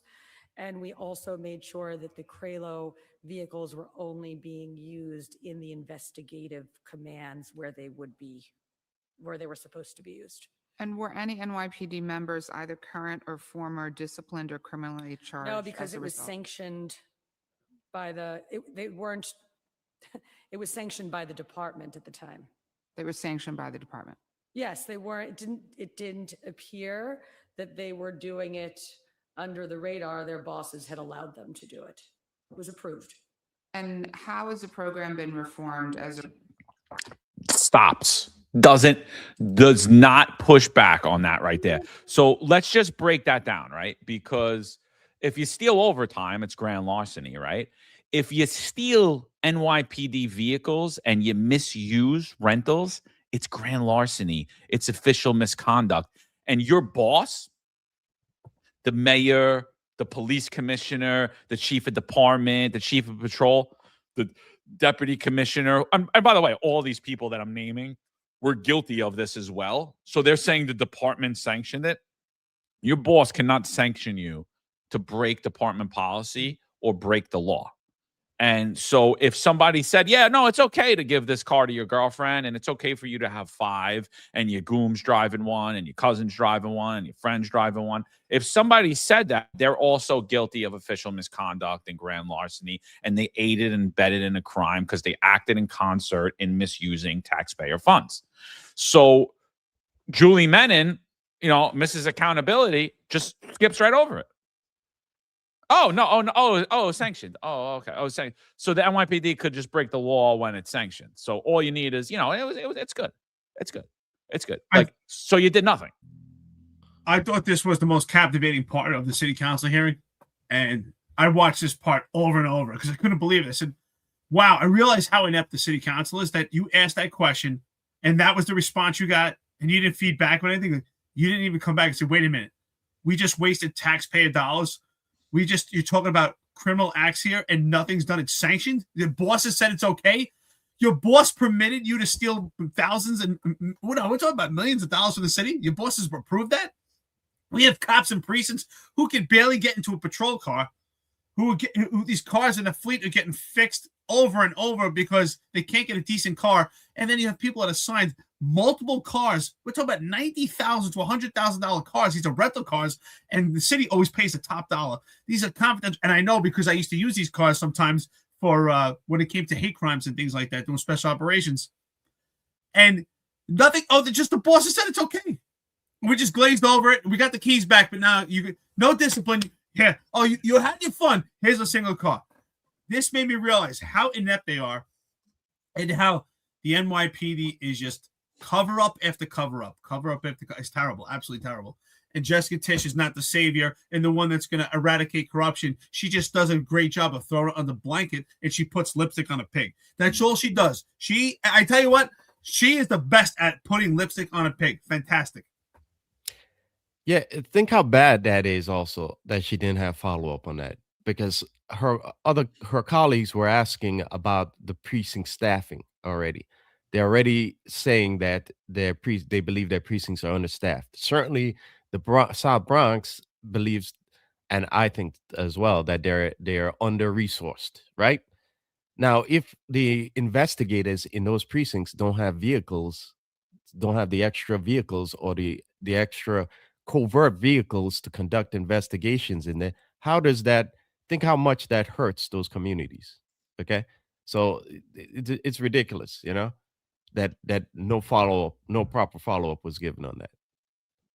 Well, and the other thing is this, and even just when you look at it for like a public safety stance and a department stance, you both alluded to it, but there's commands that don't have the proper amount of just regular RMPs there. And then, there's some commands where they need specialty vehicles like quads or gators or anything like that. And they're told, no, you can't get a quad or a gator without giving up an RMP. And they're like, well, how could I give you up a regular car? I need that for patrol. I can't give you anything. It's like, oh, because we don't have it in our budget. But you have it in your budget to have $1,000 a month rental for somebody's girlfriend who doesn't work for the NYPD and get free tolls and gas and play bumper cars with these cars. Like you had it in that budget, and nobody's going to jail for that. Nobody got fired for that. Nobody got disciplined for that. And she goes on to like ask her like, what was done as a result of this to stop this from occurring? And it's like, oh, we just went back to what we did before Eric Adams came into office and put all his criminal friends in charge. We just followed the rules and procedures that have been in place and kept the police department running and functioning for the last 20 years. Like she's literally created nothing. She hasn't improved any systems. If anything, she's covered up because she's helped paint a white brush over all the corruption inside of the NYPD. And I think to me that is like that's the most egregious thing. We don't have enough cars for this. Oh, you can't take a car to a detail, drive to a detail. And it's like, wait, what? This dude's driving around in Durangos. He's playing bumper cars with them, smacking them up, free gas, free tolls. His girlfriend, his boyfriend, and somebody else are driving other vehicles that are NYPD. And you're telling us we don't have money for things that cost a quarter of the price of one of the cars they're driving? And no one has anything to say about any of this. I mean, like so there's no accountability, basically. There's no accountability for what happened. That also goes to what we said last week about the codification of the body cam policy, right? It's all arbitrary. There's no real rules because whoever's in the rules depend upon who's running the department and who's the mayor at the time. None of that matters. They could codify it all they want, but when it's inconvenient for the people at the top, the rule won't apply. It won't matter. Dude, it's nuts, man. It's crazy, and like, like again, public safety standpoint, it not only affected public safety, but you literally stole money from taxpayers. So I think that's it. I mean, I think we should start to read the super chats and we'll close out. Any you guys got anything else before we run out? No, I think we know. The bottom line is the NYPD at the top does a great job of putting things under the blanket and hiding them under the rug. And Nin's trying to twist what I said here. I said put lipstick on a pig. I'm not calling the cops pigs.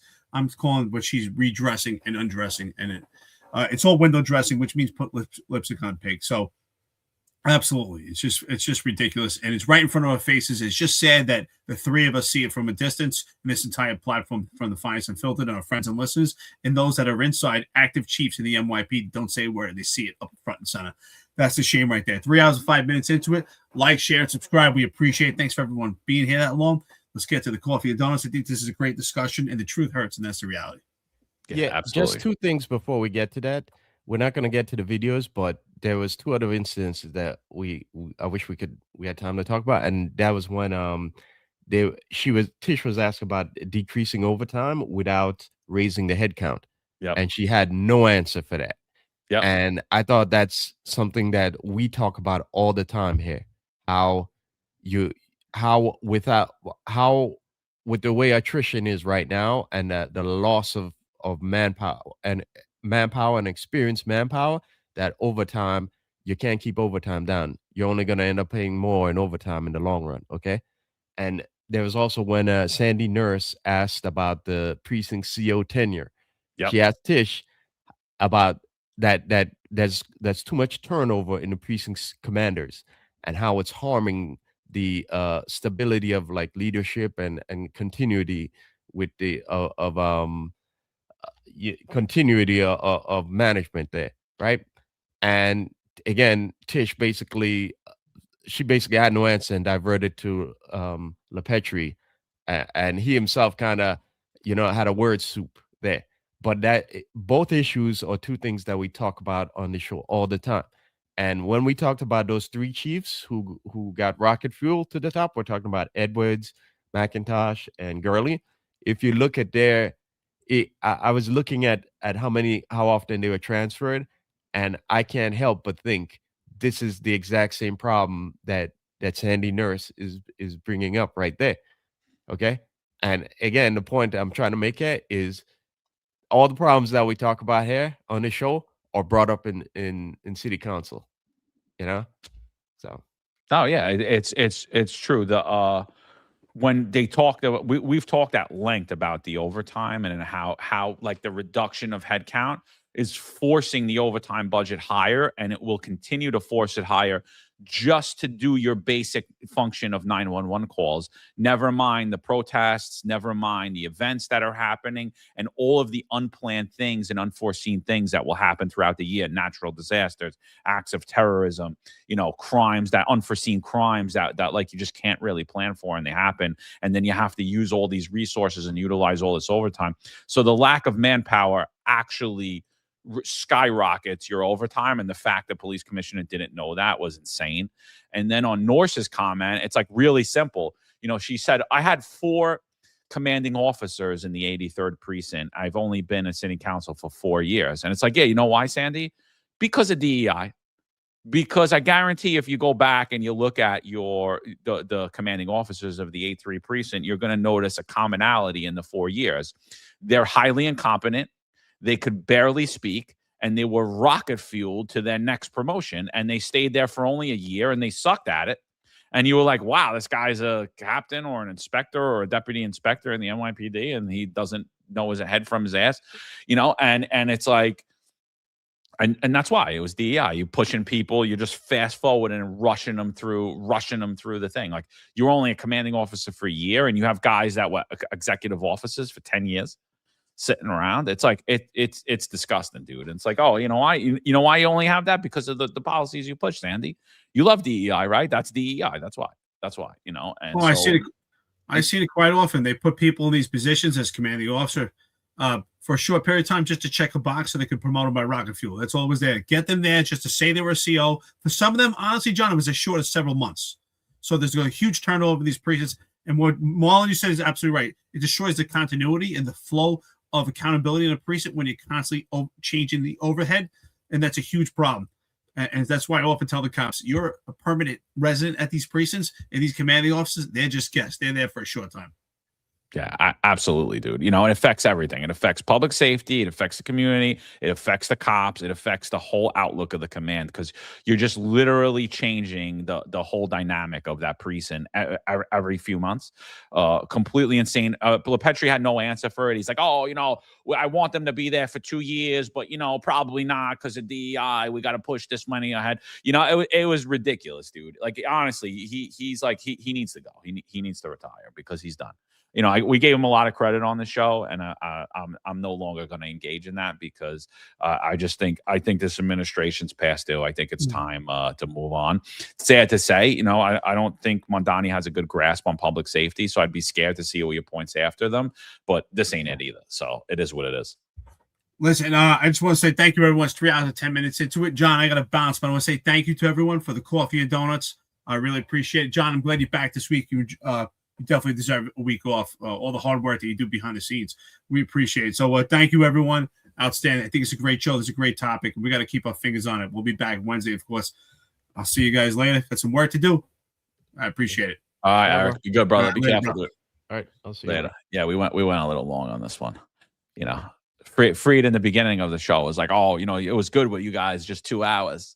And they're like, John's going to throw it off. I'm like, oh, hell yeah, we're definitely going. But this was a big topic, though, man. Yeah, this was like, you're not getting 2 hours with this topic. No way. Yeah. I could have talked 2 hours about, we could have talked 2 hours just about the Department of Community Safety, really. We've been rushing through all those different points. And we didn't even bring up like half of the shit that's going on, which is insane. So, all right, let's get to the, before we get there, anything else? Was there anything else that you wanted to talk about? Well, that was good. No, I think we covered it. Yeah. All right. So Bizan, he says, NYPD's got it good. I'm MTA, and a buddy of mine got 3 tickets at a work site, and transit took that money out of his check. So, it depends who you are. Like me, I've gotten multiple summonses on RMPs, even though I was parked in areas we were allowed to park in. And I know that I'm not going to shoot it up the chain. I'm not going to get the approval from the chief of department's office to say that I was performing my duty. I just paid it, dude. I just went online and I paid it, and it never even made its way up the chain because it got paid. I did get one time I went into a store that was being robbed. A true story. I went, I was driving an unmarked that was like, we had it dressed up like a Mexican cab, like in Sunset Park. And store was literally being robbed at knife point. And we parked in front of the stores. We like abruptly, obviously, like the car was angled in like at the doorway. So we were parked. We went in, we were wrestling with this maniac. We got him down and arrested him. I walked out and you could clearly tell like there was something going on in that store, and traffic had gave us a summons. I was hysterical laughing. I'm like, wait, so we were just brawling in that store with the door open, screaming, and traffic like snuck in, gave us a ticket and pulled away. And I got shit for that. Like I almost had to pay that summons as well. Like in the middle of an act of robbery. But I was pissed about it. So I was like, I'm not paying this. Like, this is ridiculous. You know, I pulled the video of it. I sent it all, like, you know, and so we're not held unaccountable. But like, you're hearing people that are being held unaccountable for actual crimes and all this other stuff. They never paid any of those tickets. And I guarantee if you look at those vehicles, they probably had 10, 15 tickets a day. They were parking wherever they wanted, you know, not just routine things like, oh, I ran into the store to get a sandwich or I went to meal.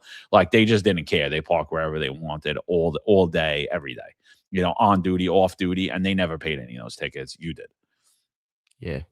Yeah, Bizan. It may seem like that, but you know, the things aren't like they used to be in the old days. In the old days, you got a parking plaque and nobody really cared, you know. I tried to hand in mine when I went from being a cadet to joining the academy and becoming a uniform cop. And my lieutenant told me to keep it, you know. He's like, keep it. You know, you're going shopping, throw it in the window. I was like, all right, Lieutenant. You know, I wasn't going to do that, of course, but I did use it in the academy, you know. But the point I'm trying to make here is those days are over, you know. Even you as a regular cop parking, you got to be careful where you're parking, because not only will you get the ticket, but you'll have to go explain it from, you know, in front of the ICO, or maybe you might get even geoed for it, you know. But it's not like the old days. There's also a tiered system in the NYPD depending on who you are. If you're a part of the tier 1, then, you know, the rules don't apply to you. But if you're boots on the ground, then we're in not much of a different place than you guys are in the MTA when it comes to that. And yeah, I feel for you guys too, because you guys have no real parking and you got to go to sites where it's congested. And the only way to get there at odd hours of the day is to drive your car. So we feel your pain too. Yeah, absolutely. My visual zone says, Consilla's word salad sounds like a drunk homeless hobo off his meds ranting off nonsense. What in the world was that? This is the best the NYPD has. No, I mean, again, I don't, you know, we've said it over and over again. Competence, integrity, that's not really sought after in the NYPD. They you know, they'd rather someone that's just going to go along with the roll with whatever's happening and say whatever they're going to say.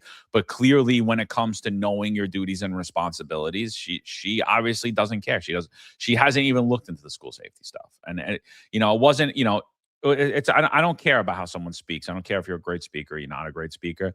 If you know your job, you answer that question, no problem, regardless of how grammatically correct or if you use any slang words or not. It doesn't matter. She obviously doesn't know it. I mean, that's it. Yeah, I don't have much to say about that. You know, you keep seeing it yourself, guys. So look at the videos. Yeah, I mean, how many? It's not just her. I've showed so many city council hearings of people in the NYPD that were asked things directly related to their job that they were bragging about, that they were in charge of, and they had no idea what they were talking about. You know, a famous one was Mark Stewart in community affairs. He had no idea about any of it. You know, he couldn't even describe what community affairs does. Like, this is the deputy commissioner. But don't worry, he got 3/4, and he, you know, even though he retired over 20 years ago, so got 3/4 for a civilian job. So 516 Diecast says, late, I'll hand in my 28. Thank you for all you do. Appreciate you, brother. Appreciate you for always being here. And then formerly known as Gang says, ball gags and pool noodles for the Department of Community Safety. And Bazan again, he said, get John a do-rag now that he's getting hand. So yeah. I saw some of you guys super chat saying I was getting hair, I was getting elevator shoes, so I was getting my legs stretched. I was laughing, but no, happy to be back. We'll probably do a regular episode on Wednesday too, just to cover up or whatever was happening. Obviously a shorter one. We'll go back to the interviews going on next Wednesday. But like I said, George Mishfoot of the Key is going to join us for a little while on Friday, just to talk about what to expect from the classes and all that. But like we've said, go over to www.nypdthekey.com, or it's nypdthekey.com. Classes 849. They're going to start on April 25th is when the classes are starting. But wait, I'm reading this wrong. Hold on. Yeah, that's nypdthekey.com, guys. Okay. So like we said earlier, it's time. Some of you guys, you hear the voice telling you too that it's time to take the test. So it's time to go with it. Follow through with that. Absolutely. If you're going to stay in, get the thing. So the key, if you're going to stay in, get as high of a salary as you can. And the only way you're getting a raise in the NYPD, and the only way you could do that without knowing anyone or doing anything is taking the exam. Like I would have never made detective. I would have never did anything. If I didn't take the sergeant's exam, if I didn't take the lieutenant's exam, I would have never even probably got to a detail or anything. I would have been in a command the rest of my life. I would have been the guy with 20 years on doing anti-crime. What is this guy doing? Well, whatever they call it now, public safety team in uniform, So yeah, so the February 2027 sergeant's exam, the Key put out the class. They're starting on April 25th, their orientation and material distribution. That's the date it begins, but they're beginning their live in-person classes on May 2nd. And again, they're going to be in Suffolk on Saturdays. That's at St. Cyril and Deer Park. Staten Island on Sundays at Newdorf High School. They're going to be in Rockland also on Sundays, in West Nyack at the Crestview Conference Center. They're going to be in Nassau and Queens on Mondays at St. Mary Queen of Peace.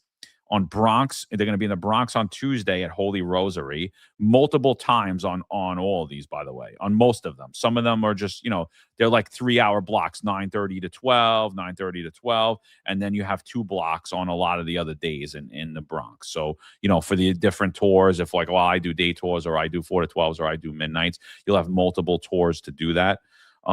Brooklyn, they'll be on Wednesdays, St. Finbar, multiple times there, and Manhattan on Thursdays, Murray Bertram High School.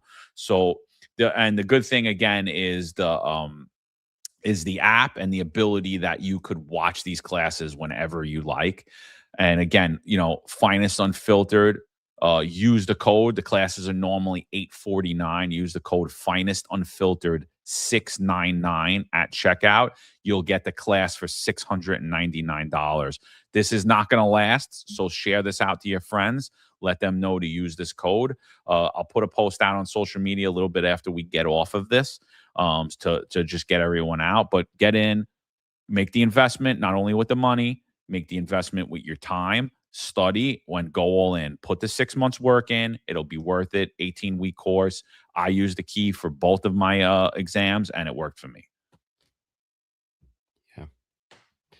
Yeah, guys. So thank you for joining us today. We appreciate you guys spending time with us, and for the lively chat. I see the chat was flowing today.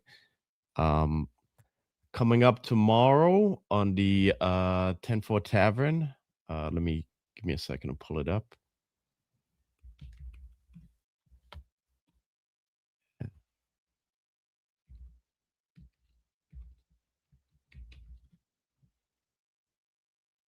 So I see Juju, and then they're doing well. They're doing well. Juju says, I went to vacation in the Everglades. I was actually in Tennessee. Just a point of note for all of you, like you city folk and everybody that's used to flatland like me. Don't just drive around Tennessee and think, oh, it's all good in the hood, because I took a little ride and I ended up on one of the craziest roads I ever drove on in my life. It was like smaller than my truck, and we were hanging off the side of a mountain, and like if you went off, you was certain death. No guardrails, no nothing. all the way up in the woods. There were no other cars up there. There were no houses. There were no other humans up there. They called it the hillbilly drag in the road, and I had just stumbled into it. And the worst part is it turns into a dirt road that goes down the mountain, but they had blocked it off. So I had to like maneuver my truck to do a U-turn and go back down the hill. It was insane. But Gatlinburg, I was in Gatlinburg, very cool place. Highly recommend it. I like Tennessee. I can never see me living in the mountains. It's just, I'm not built for that. I'm a flatland city guy. As far as country for me is low country. Been to Poughkeepsie, all that, but Gatlinburg's really cool place. My daughters wanted to go to Dollywood. I liked that. I enjoyed it. It was like a theme park. It was a lot of oldies music and stuff. I didn't see any bears, but we did a lot of those mountain coasters, which were really cool. I never did that before. I enjoyed that. But it was really cool. It was definitely a cool experience. I liked it a lot. I see the gravity towards some people that want to move to Tennessee. I know a lot of people that move to Tennessee, but if I ever even thought about even getting a vacation home, it would be in like a flatter part of Tennessee. Like I ain't gonna be up in those mountains, because I'll tell you, I was scared shit, man. I really was. I was driving, I was white knuckling it the whole way. And on the way in, I forget the route I took on the way in, but as I came in, I was like coming up this mountain and down like through the Carolinas, and it was snowing and it was like 28 degrees. And I'm like, I white knuckled it there. And I thought like that road was bad because we were high up and like hanging off these mountains, but there were guardrails and it had 3 lanes. And I got a rude awakening, bro. I was like, holy crap. Yeah. Some of those roads out there are no joke, and it's a good thing you didn't drive at nighttime either, because imagine doing that at a pitch black night.